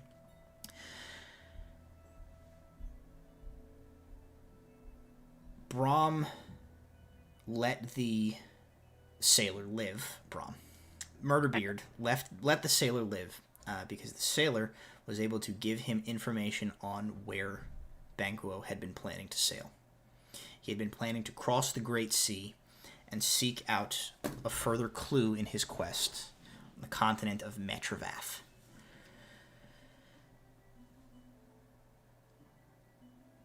Several days later, the group of you arrived in Zresa. Murderbeard was pensive a lot of that time, had been not really ready to talk about the information that he had learned, and mostly you guys just let him be until he was ready. In Zresa, you met with Zarala, who told you guys a lot of the same stuff that the fools had learned about, like the creation of the world, the Verdenwild. She further told the group of you, because of Sela, that there was something greater going on in the Verdant Wild beyond the stuff that concerned this group of you. Some unknown entity to Zarala was moving through the dead parts of the Verdant Wild and attacking the still living bastions of that place. Something that Zarala had been unable to track down and unable to stop. Something about Sela was the key to finding and stopping this threat, and she beseeched the party to undertake that mission. She would send them to the Verdant Wild, where they would travel to places that even she could not go, and seek out to defeat this threat. This naturally led to turmoil, a discussion, and then an argument, and then a leveling of cooler heads, a compromise, and some reconciliation was made among the group. And ultimately, it was decided that the group needed to divide and conquer. Murderbeard would take the Grimm's Folly and sail to the east for Matravath in search of his brother.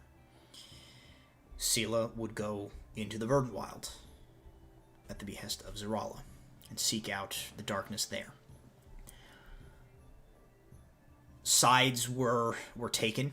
Thyxis decided to stay with Murderbeard and travel with him. Nimue decided to stay with Sela. You are the deciding member. Who are you going to go with? Where are you going to go? What are you going to do? The conversation was left that in the morning, the group would prepare for their separate journeys and depart, going their separate ways, with the understanding that when they completed their individual quests, they would return to travel together once again. But you have yet to decide what path you want to take. So you have a decision ahead of you of what to do. You have until the morning to make it, and you've gone somewhere to think, to reflect on this, to do something. Where would Rowan have gone in this time of like needing to think and have solitude to make this decision? Rowan would have gone to whatever is the most equivalent to something that honors the same entity and power that the Radiant Dawn has, because she's feeling a little lost. So to that temple circle. Okay, so you head to the Terrace of the Sun. You're not able to find a temple to the Radiant Dawn's deity, helm, or the light, or the Star of Dawn, anything like that. But you do find a sort of a temple of the sun, a temple of the light, the temple of a temple of like general good aligned stuff, and you can find a quiet corner of there to reflect. As you are kind of sitting there, thinking about all of this stuff, you hear a set of footsteps approaches, and from behind you, you hear, "Cop a piece for your thoughts."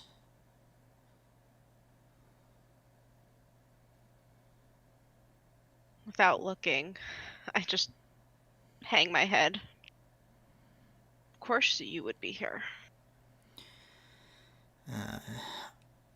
I do have that proclivity, yes. Are you going to attack me if I sit down with you? No. I'm too tired for that right now. And Torian Idrian sits down next to you, and you kind of cast a sidelong glance at him. He looks terrible. His skin is like sallow and sickly. He has like deep bags beneath his eyes, which are bloodshot. His clothes are sort of rumpled and carry the dirt of hard travel on them. His hair is sort of slightly disheveled.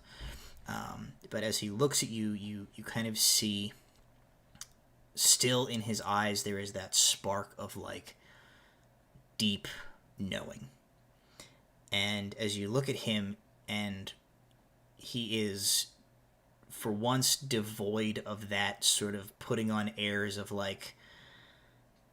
smug, cool know-it-allness. The effect of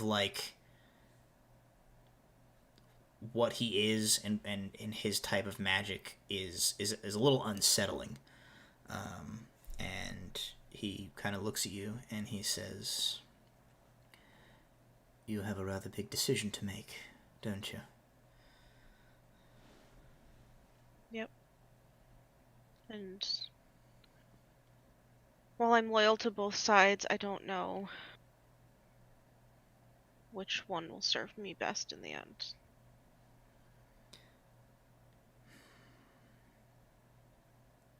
I really don't think it's either of them. He says, "No, it isn't. And I don't need to be a diviner to see that. Your path lies elsewhere."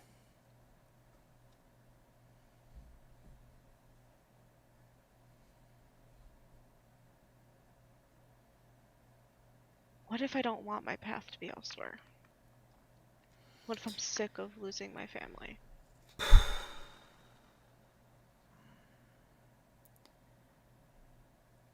Then choose one of them and go with them.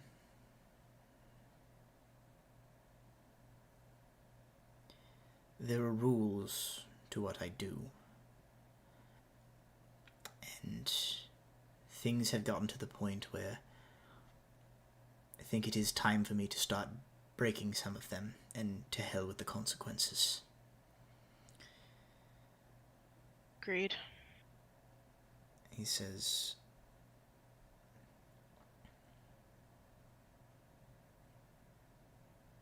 "Free will always exist. That is one of the things that makes my art so precarious. At any given time, there is always going to be an element of uncertainty, because people have free will. You can choose to stay with these people, to travel with them. I could sit here and I could give you cryptic warnings about dire fates that would befall you if you were to travel with Scylla into the Verdant Wild, or disasters that would befall the crew of your vessel if you were to travel with the captain across the sea.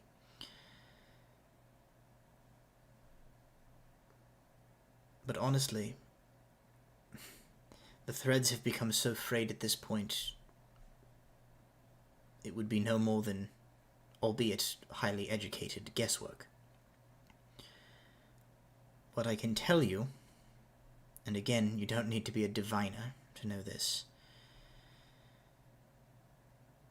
is that I think you already know what your path has to be.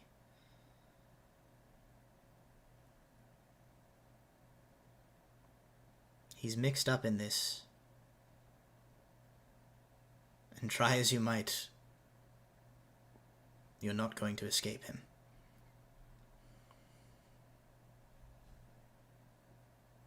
Or rather, he's not going to escape you. You're not going to escape each other, I think is what I mean to say.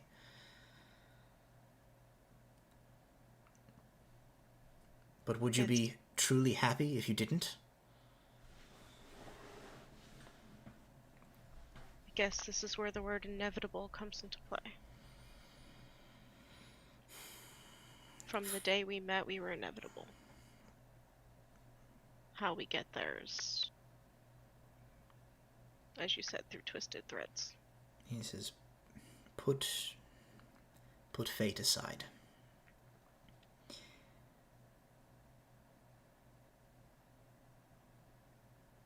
If you don't see this through,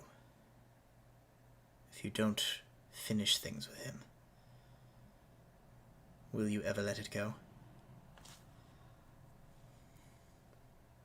She's absent-mindedly playing with the 2 feathers on her necklace, but her hands more wrapped around the red one. Even as a diviner, you already know that I won't.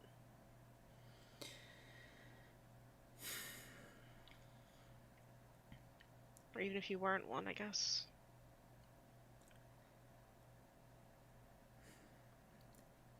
I have been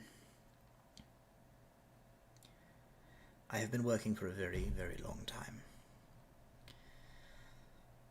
to reach a point where a very specific group of people can be in a very specific place, armed with a very specific set of tools at a very specific time. I've been wrong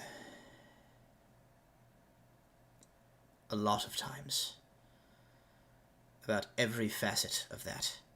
The time, the place, the people, the tools. But I don't have time to be wrong anymore. Everything is going to conclude one way or another very soon.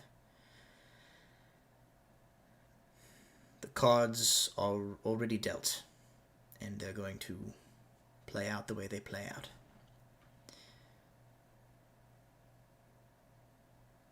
My other gambits have all failed, Rowan Ambermore. You are one of the people that I need to be where they need to be at the end of this.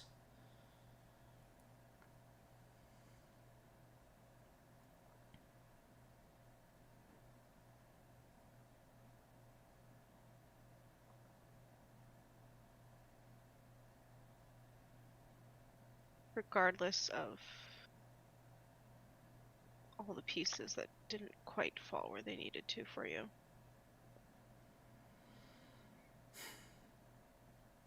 I guess you can rest assured that wherever Malark is at the end of this is where I'll be. He nods and he says, despite your companion's deeply seated dislike for anything and anyone that they perceive as an authority figure or manipulating them,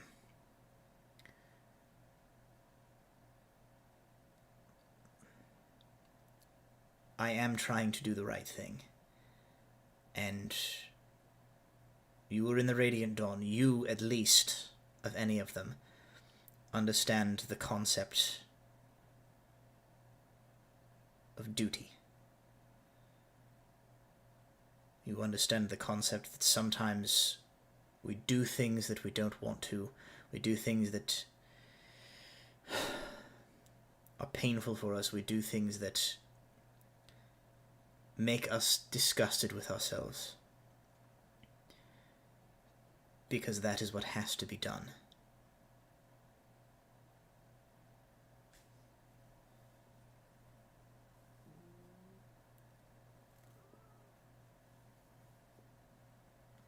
Duty calls. He nods and he says, I am not cold to the effect that this is having on the people who have been thrust into this position.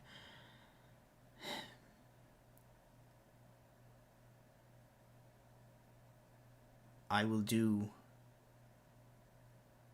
what I can to make this easier. And he takes something from within his robes and he holds it out to you. And it is a pendant with a metal, I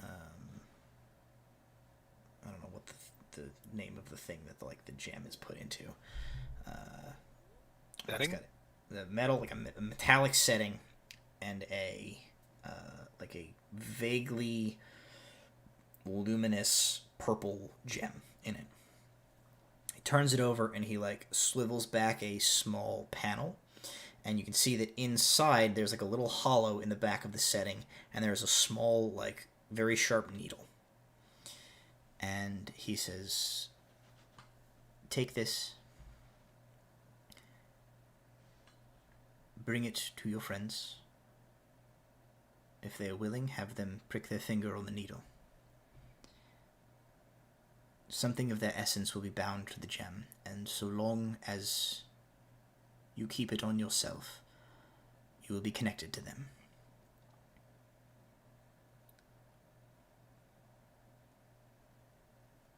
It's not much, but you'll at least know if they're alive and well. Peace of mind is one of the only things I can try to give in exchange for what I'm asking.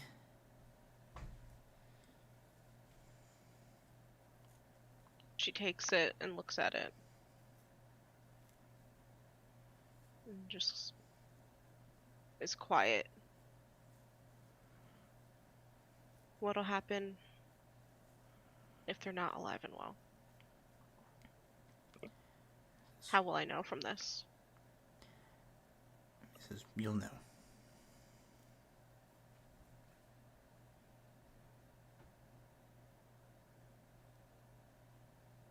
She just nods and kind of sits back a little. He gets up and he like turns to start to leave, and he says, while you're here, might I suggest looking into the fighting arena in the Mezzogaza Plaza? I think you'll find it's a cathartic way to spend a little bit of time, and give it a week or two. The path forward will be illuminated from there. I know you said that you're only breaking some rules, and I'm sure this is probably too close to the line, because I don't know how your magic works. If I do this, and I find him, is there any version of it where I get the truth? All of it?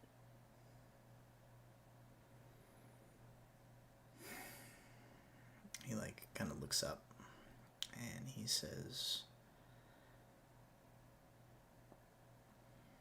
I told you at the beginning, there's one thing that no amount of the weave of fate can account for. Free will. That is very much up to you. And I hope that you get what you're looking for.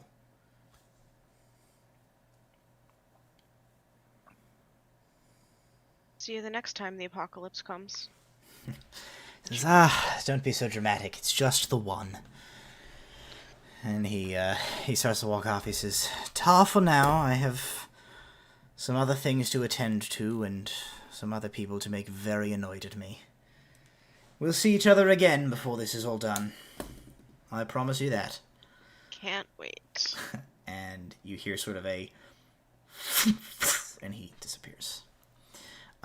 We then do like a smash cut montage of like Rowan standing in front of the arena.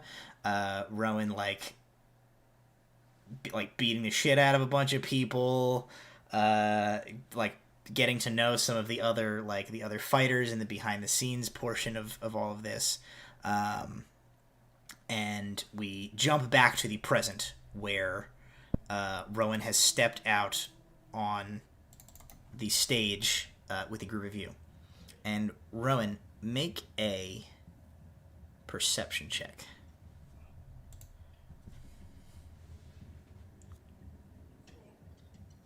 That's dirty 20 to kick this okay. character back off. So, as you guys are all standing in the arena, and these other fighters step in beside you, the belt is suspended above the cage outside the cage.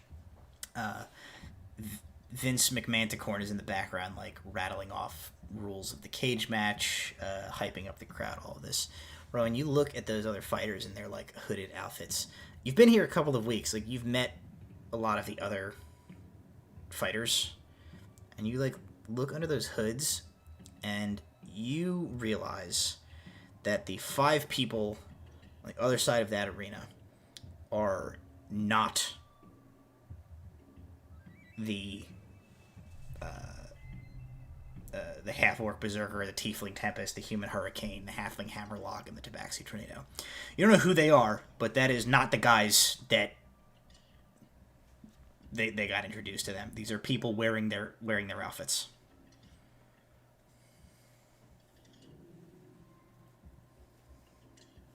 I lean into the fools. Those aren't the usual fighters. I know those people, and those are not them. So I'm pretty sure some bullshit is about to begin.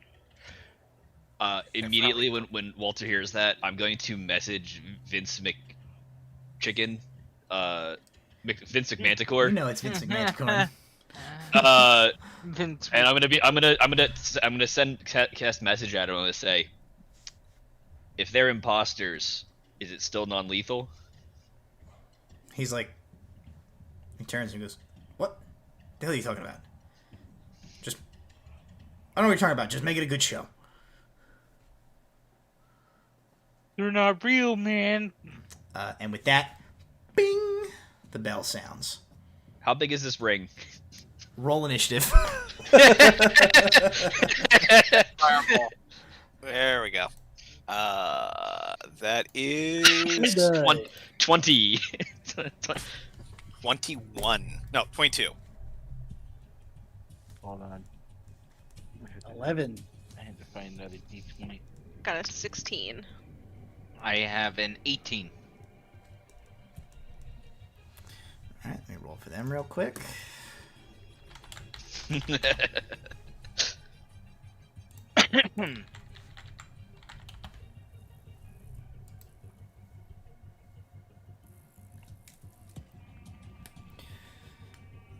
Plus 3.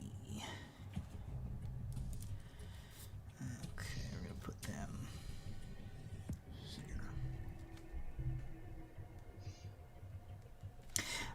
Okay, so with that warning, the bell sounds. The 5 of them rush at you guys in unison, and you are not caught off guard, as from like beneath those robes, very real, like long curved daggers come out, and they charge at you.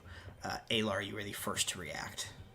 Alar snaps out his hand, and the collapsible rapier pops out. And he's going to meet the charge of the tabaxi. Okay. An attack. Well, it's definitely a tabaxi. It is a tabaxi. It's a Khajiit. That is a... That's a 26 to hit. Definitely hits.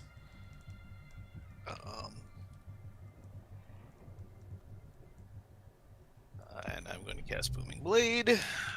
So that is 6 plus. That's 9 points piercing and 4 points thunder damage. Alrighty. So you stab in as they come in. They go underneath their hood as you stab them. It was 9 and 4, you said? Yeah. Okay. Walter, that brings us to you. Oh, right. I'm going to bonus action pump the magic shovel with Shillelagh. Okay. So I can use my charisma modifier, and then I will use the shovel to cast blink on myself. So this is a preparation level. Okay. So at the end of each of my turns, for the duration of the spell, on 11 or higher, I disappear. Alrighty. 14. I pump magic, and I disappear to the ethereal plane. Alrighty. Osrius, that brings us to you. Vicious Great Axe 2 times on whoever's in front of me. You pick any of the 5. Half-orc, tiefling, human, halfling, tabaxi. Tabaxi and Orc. How Tabaxi and about orc. Alright. one is a 17 plus 8, which I'm pretty sure hits. Yup. And the other one is a 18. Both of those hit. Go ahead and roll some damage. Ooh. Damage. Should have prepared for this one. Sorry. Where my D12 has decided to get away from me. That is a 11 Okay. on Points. Dyspraxy, and that is a 10 on the Orc. And a 10. Alright. So you wham wham with your axe and cleave into those 2 guys as they rush towards you. That is going to bring us to their turn.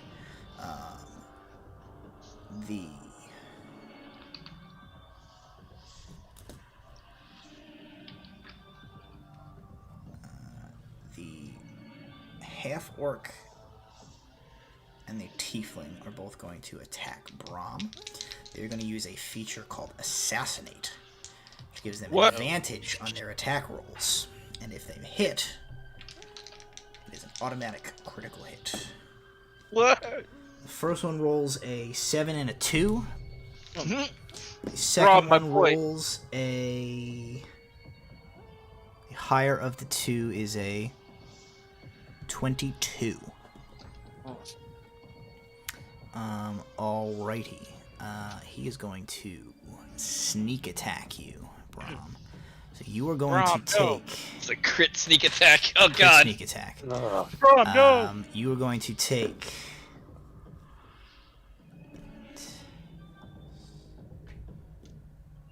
The tension. The intrigue. The dice. The French 33 points of piercing damage, and I need you to make a Oh. Constitution saving throw. All right. So you need to make it personal. You say 43 or 73? 33. 33. Okay. Not even. So neither. Not even. Neither of those numbers. I had a concern. 19. 19 succeeds. You will take an additional 12 points of poison damage. That's a success. You took half damage on a success. Christ. One of them missed you, one of them managed to hit. Rowan, the human and the halfling are going to do the same thing to you. Brody, you didn't really want to play Row with this, right? Oh, one of them actually crit, and the other one is a Mistakes may have been made. a 23 and a natural 20. Yeah. So technically, that's two crits essentially. We're gonna be here See you all guys. night. We're gonna be here all night if I have to roll all these dice every time. So I'm just gonna take the average on these and go from there. So you are going to take. Hey guy, why don't you stop being a poo poo pee pee there? How you stop being a? Why don't you stop being a pee pee poo poo head? Huh? You're gonna take 26 points of piercing damage. Mm-hmm. Oh no, actually, I'm sorry. Hang on. Heal myself back up. Cool. Great. He's like wait a Down, minute. up, down, up, think down, it's up. You take Two. 40 Crunching the points. numbers? 40 Okay. points Oh, of piercing that's a- damage. that's And a- make 2 Constitution saving throws. That's a shittier. Are you number. a high enough level paladin that you're immune to poison? Yeah, I'm immune to poison. Okay, then you do not have. Then it doesn't matter. You cannot take that poison damage because you are immune to poison. Yeah. Okay, so you get stabbed twice. Nice. Just regular, The not immune to blades. the fifth and final member, the Tabaxi, is going to attack Alar since Alar attacked him. He cannot use Assassinate because Alar has already taken an action. I'm gonna rip one of these guys' heads off. or when the target is within 5 feet of an ally. The assassin is incapacitated. Okay, so he can still try to sneak attack you, but he doesn't have advantage on his attack. Okay. He rolls a 3. Not gonna hit. You deflect it with the rapier. That is their turn. That is gonna bring us, Rowan, to you. Cut its fucking head off. Rowan, the whole time she's been fighting here, has never actually pulled Shikai. Shikai's always just been at her waist. Sure. But with this crap going on, Shikai comes out, and she immediately slices at the human that came for her. All right, roll the hit. Yeah, that's a 22 to hit. It definitely hits.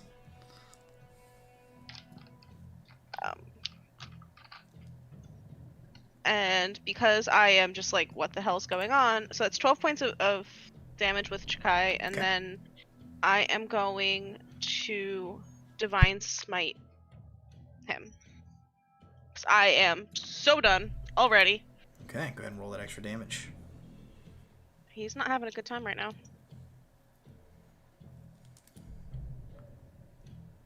Uh, 13 Divine Smite damage. Alrighty, for a total of 25. So this, like, That's the first hit. slender longsword comes out, and it, like, a beam of, like, spotlight hits it, and it, like, lens flares everybody's eyes as she, like, slashes it down across the human for the first hit. This is Oblivion now. That's the first hit, and then the second.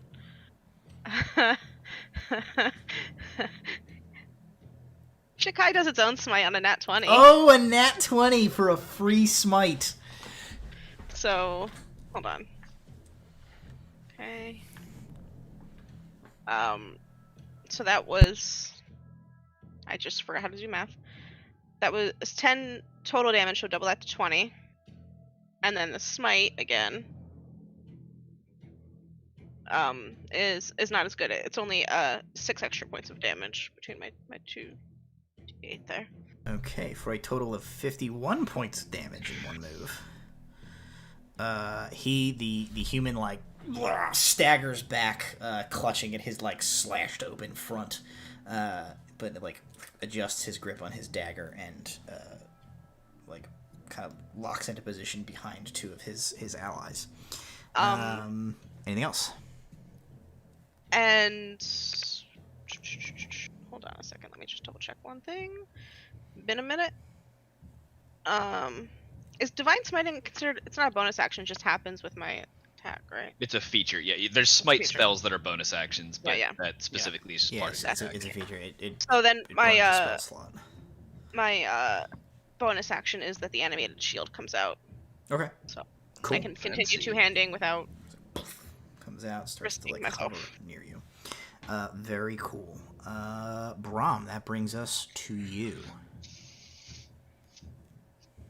How many of these dudes can I get in a 20-foot square? All of them. If you put your...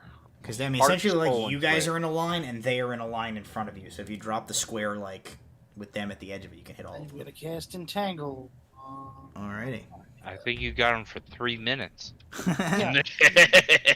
minutes of playtime and bleeding on the floor after I got 3 minutes of playtime. Bleeding on the floor. Farting in a bathtub, laughing your ass off. I'm not gonna do that. What's your spell save? 16. 16. The human and the tabaxi succeed. The other 3 fail and are entangled. You know what? Probably could have saw that, Quentin. Anything else? No, that's it. So entangle, it's difficult terrain, even if they didn't get caught up. Is that correct? Yes. Okay. Alrighty, then that brings us to the top of the order with Alor. All right. Well, thankfully, Osrius has engaged the Tabaxi, so I can sneak attack in return. Do it. Do it. Guess who rolled a nat 20? Oh shit! Alright. Roll damage. Well, let's Oh see. God, no! El Gato is about to be El Dead Gato. El Muerte Gato. Let's see. So 13 points on the for just stabby stab. 2, 4, 5, and I'll have to double it. I need more d6s. You throwing in a boom blade there too? Oh yeah. Note to self, buy Adam more d6s. Let's see. 8, I should send him 16, my box of those like 1mm d6s, 20, just because they're satisfying to roll. 26, We want them to regret 32, opening plus their eyes 13. today. 39 points piercing and 7 points thunder damage. You hear a faint I sheesh. think off you've of the skinned background. that cat. I hope I have. Not quite. He's like, and like staggers back, clutching a like terrible wound, but is still on his feet. Like, how many lives are we talking about? Like, You how many lives? probably took like 8.5 of them on that stab. All right. That's a good one. That's a good one. Alrighty, Walter, that brings us to you. So they're in a line. Yep. Entangled. Yep. We're in a line. Yep. Not Melee fighting entangled. them. Yes.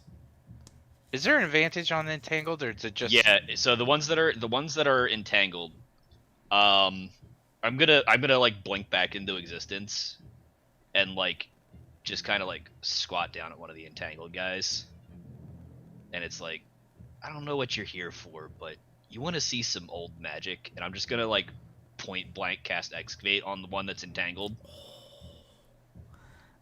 So do you want to go after half-orc tiefling? Whoever has the most health.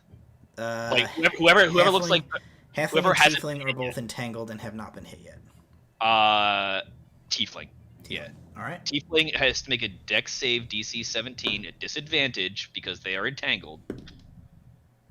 Or they have their bones. Roll. Or their bones exit from The their lower body. roll's a 15. Ooh, that's a fail. Are their bones about to get sawed? So they're about to get blendered as dirt starts to like form a vortex in my hand, and they take 8d6 plus 30 damage, 63 points of just like I guess like it's like this iron sand looking stuff starts to form in my hand and just like forms that drill and just like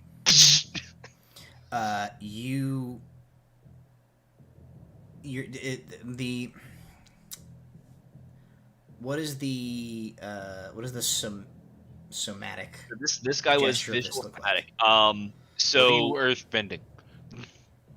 I have to hold the gem in one hand as its material component, and then I'll just like, and with my other hand I'll like mold earth. So you have the gem held out in front of you, which means that the only part of your like face and like body and torso that isn't covered in like blood is an outline of like your fist and your arm here. Everything else you just get like the Judas, no. The tiefling is like you see like ribs and internal organs and stuff like that. This dude's still alive. And anything else with your turn? So at the end of my turn, I blink again, or I have a chance to blink again. So something you want to do depending on what happens. What an asshole! You just come in being like, I blink out.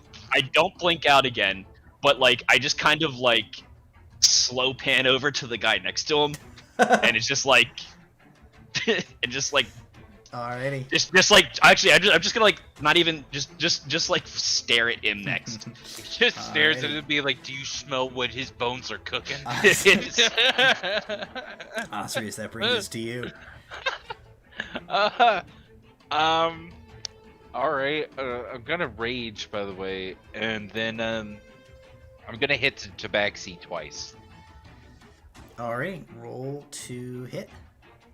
Well, at least once. One is 18, and the other one is a 16. Roll damage. For one or for two? roll for one and see where that goes. Okay.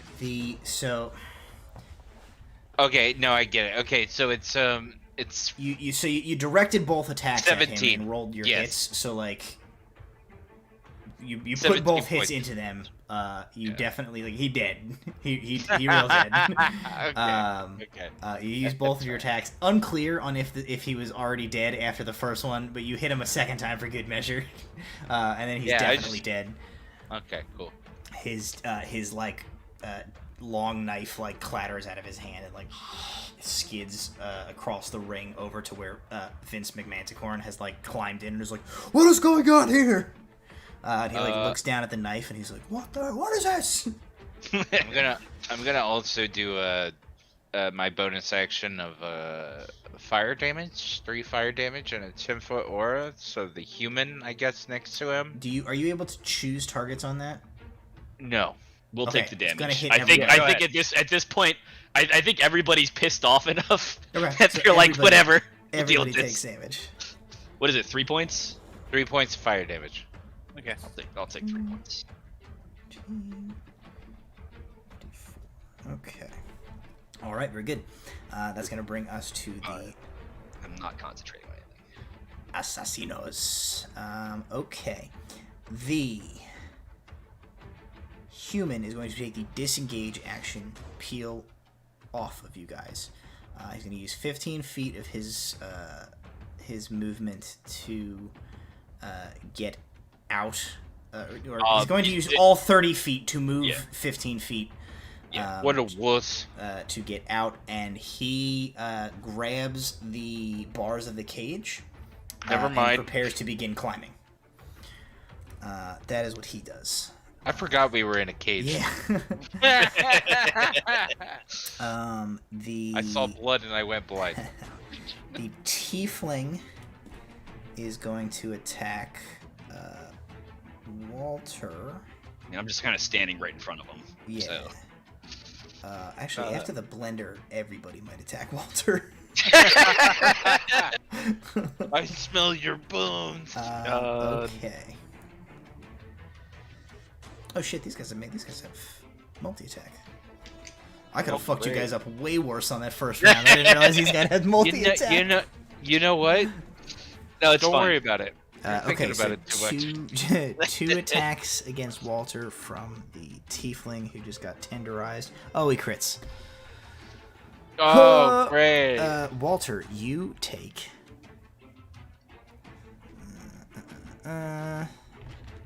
You take a blow to your ego.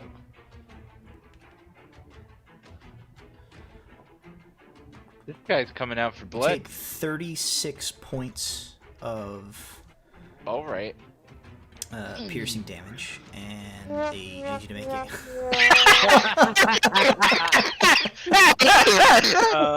Point of order. A restrained creature has Forgot to use disadvantage that. on attack rolls. Okay. Then his other one is not a crit. It is a 22. It's still. I'm not gonna waste the shield on that. Okay, then you it's still take- in the damages unless it's a crit. The damage will be different because you didn't get crit. Okay, so- the damage is So now you take 46 points of damage. the damage is 20 points of piercing damage, and I need you to make a Constitution saving throw. All right.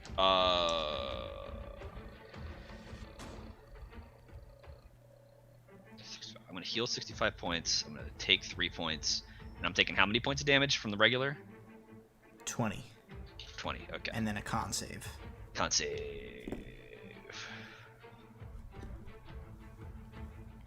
17. 17 is enough. You will take 12 points of poison damage. That's his first attack. His second attack at disadvantage was a 17 and a 2, so he will miss his second attack. Okay, yeah, so it's a 2, right? Yeah. Got it. The halfling will also attack Walter twice. Halfling is also restrained, so that's a 16 and a 7. So it's a 16 and a 7. The 16 would hit, but I am going to cast shield. Well, no, he's the 7 is Oh, right, the right, 7 yes, is okay. his Right, disadvantage. I forgot. And the Disadvantage. second attack The higher is a 19. The lower is a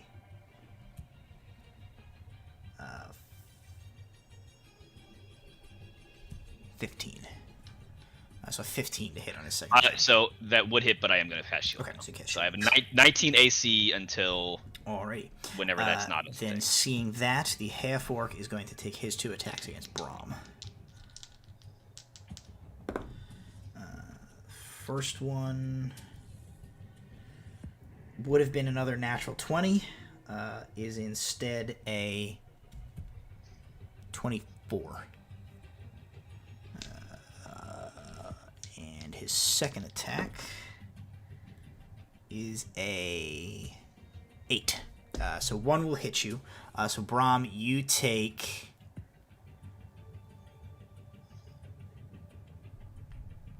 20 points of piercing damage and I need a con save.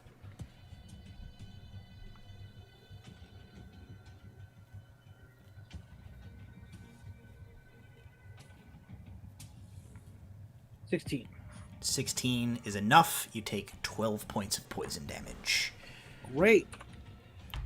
That is all 4 of their turns. That brings us to Rowan. So you've got 3 guys still in front of you, all of whom are restrained. You have 1 guy who backed out of the entangle and is, he hasn't begun to climb yet, but he's, grabbed the bars. He's going to prepare to climb towards the belt. Okay. I am going to... I have to do it because this is just getting nasty and I can see how bad it's getting. I'm going to smack Braum on the shoulder and drop 25 points of healing into him for lay on hands. So that's that. And then I look at Oz and I go, throw me to the belt, and I move closer to Oz. Okay. Because if they're climbing forward, that tells me they really want it and I don't like it, and throw me. Okay. And I'm just Alrighty. the shield is still up and I still have the blade out for reactions, but I am ready for Oz to just fully hawk me at this thing. Okay.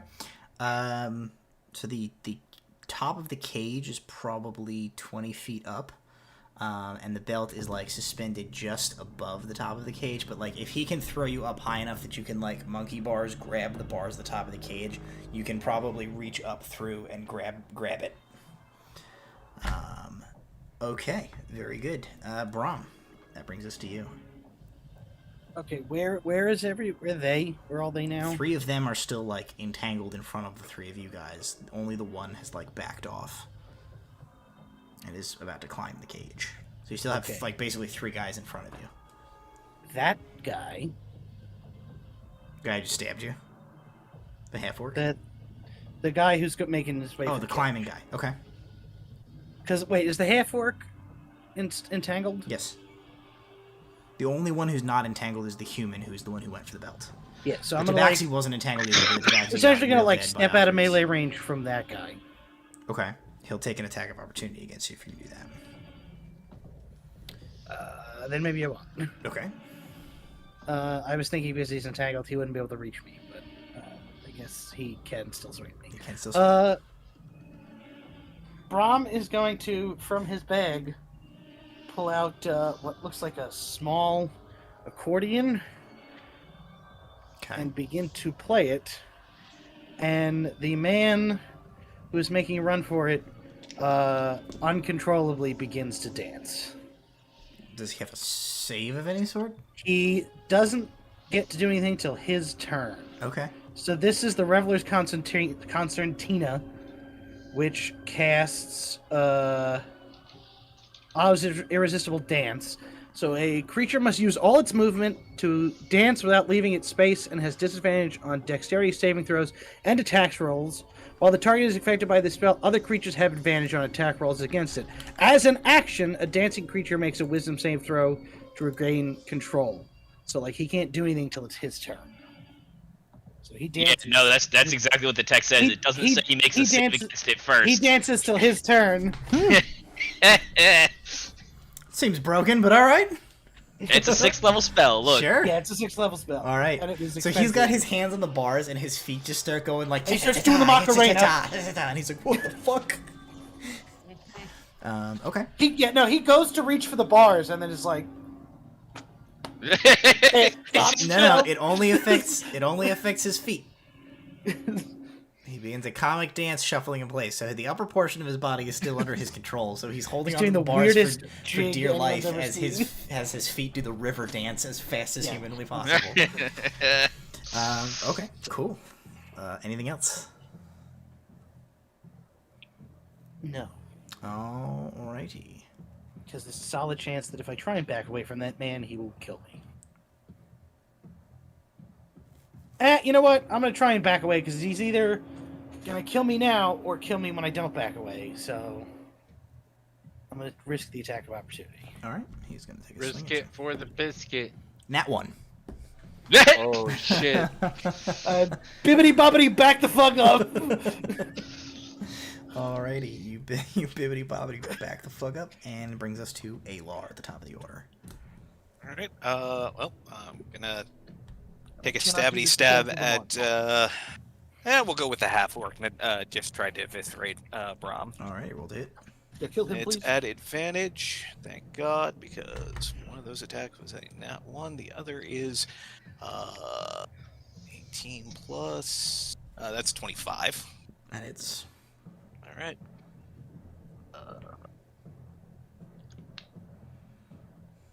Points piercing plus 5d6. And what are we after that? Oh, that's good. 16.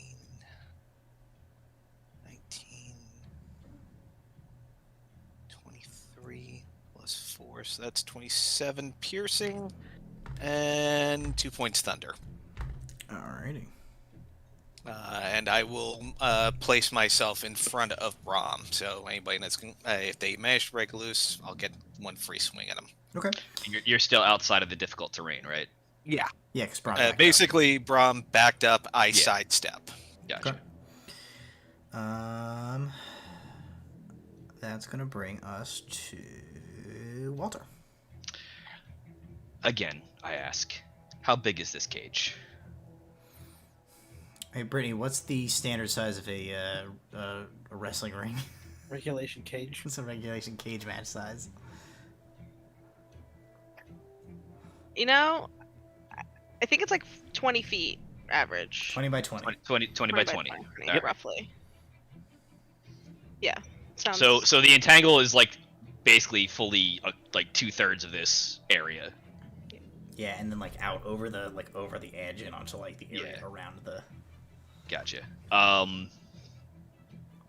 far away are the guests typically? 10 feet past? There's usually a 20 foot gap between, or 15 to 20 foot gap between ring and crowd. I think Per safety protocols. this is a 30-foot diameter. I don't think I can use Sickening Radiance here, even though I really want to. really badly. So what I will do instead is I will cast Spirit Shroud. Okay. As a bonus action. So I kind of do like as I'm still disguised self as an old man with no pants or no clothes, just a naked old man. Well, no, he has like underwear or whatever. So I'm going to do my Spirit Shroud power up. Is Blink concentration? It is not. Okay. It's just. So Spirit Shroud is a bonus action, and it lets me do extra damage, and I can force one person to have 10 feet fewer speed. 10 feet. So they ain't getting out of this entangle. Okay. So I'm going to make an attack at advantage with my shovel against probably that tiefling. He needs to be put down. Okay.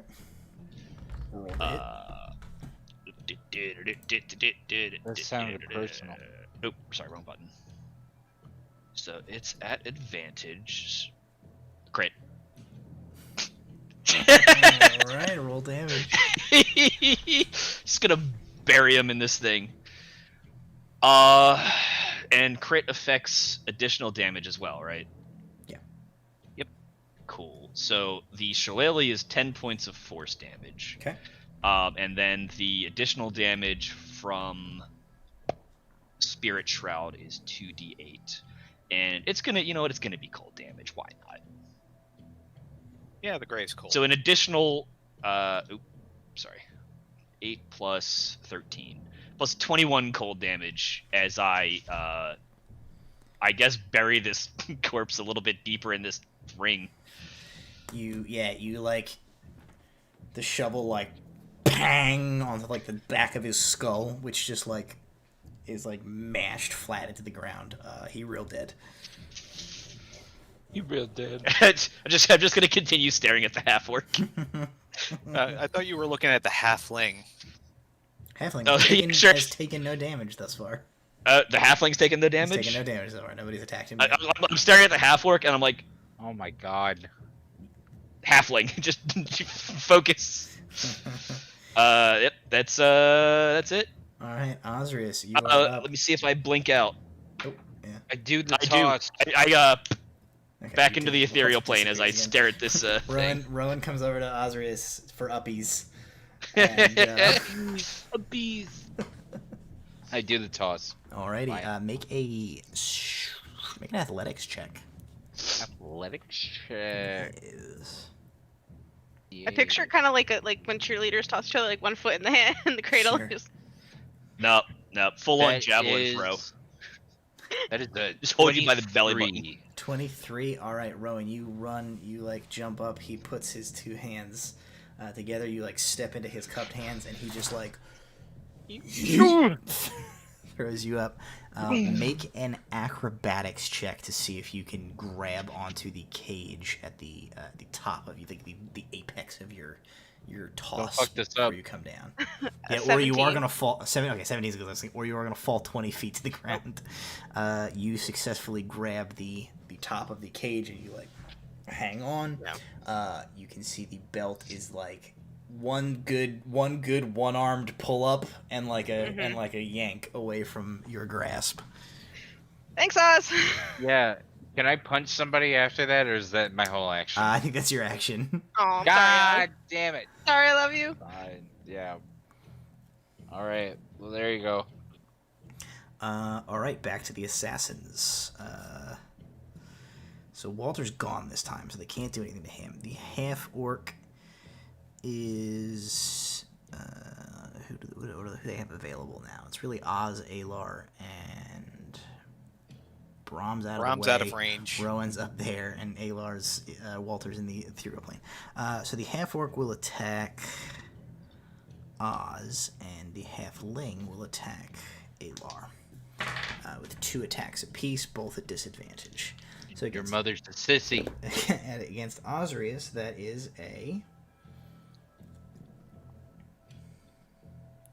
15.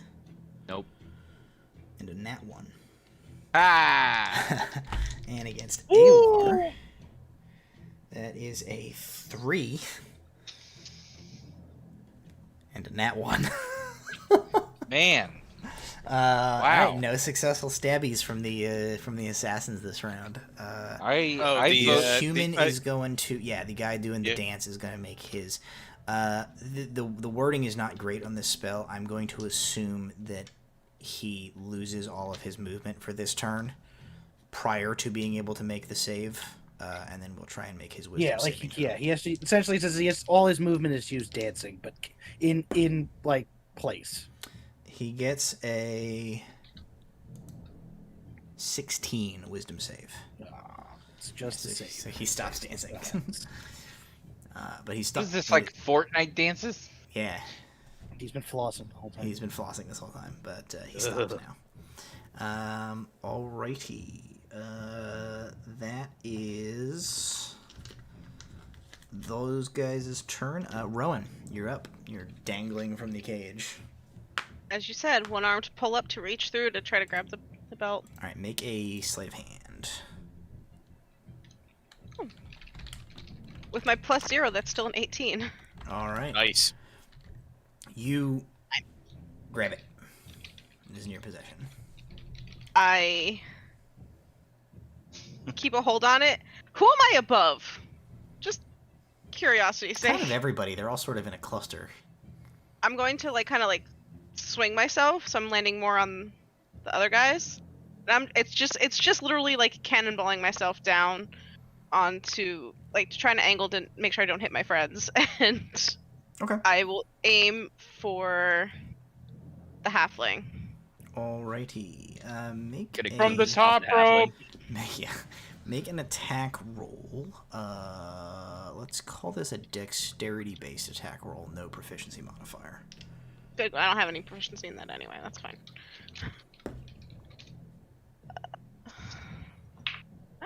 D20 plus your dex. Against his What? Well, I have some AC. dex. 19. That'll hit. You land on him. You're both gonna take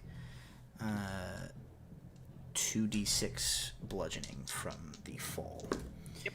Rowan, you take 10 points of bludgeoning. The halfling takes 5. Okay. And drop on him. for my I don't know if I have anything left, but if I do, I'm just for security's sake putting the belt on. Okay. I have to have my hands free. I don't have an You- option. I need you. Yep. I knew this was potentially problematic, but it's fine. I need you to roll. Let's just do this because it's gonna.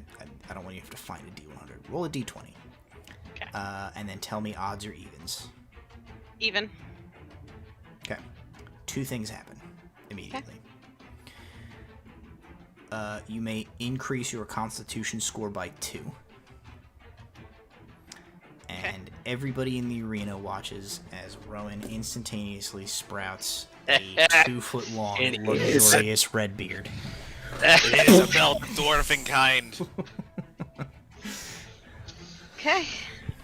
I just go cool, and I just don't care at the moment. We'll save it later. Very good. You know what? I think as Rowan from the upper deck dives on this halfling, gets up clasping the belt behind her, and turns to face the crowd with a huge dwarven beard. I think that's where we're gonna end the session, actually. Yeah. All right, I gotta send myself some notes because I'm not gonna remember half this nonsense. I have all the notes. Goodness. Okay, well, very, very good. Thank you guys, as always, for joining me. We will be back next week, same bat time, same bat channel. Tuesday, the May 2nd, I think. Yep, Tuesday, May 2nd, 7 o'clock, right here on Proficiency Bonus. Thank you to our sponsors, Little Dragon Corp, Cardboard Castle. Extra shout out here at the end. I'll pop that back up on the screen. Boom! Dokudel, twitch.tv/ Oh god, I'm gonna Plamo Weekender. I was I'm gonna butcher this. Plamo Weekender. Bless you. Twitch.tv/ Plamo Weekender. The 27th to the 30th of April for the Plastic Model Weekender. Be sure to check that out. May the 4th special next week. Maybe, you never know.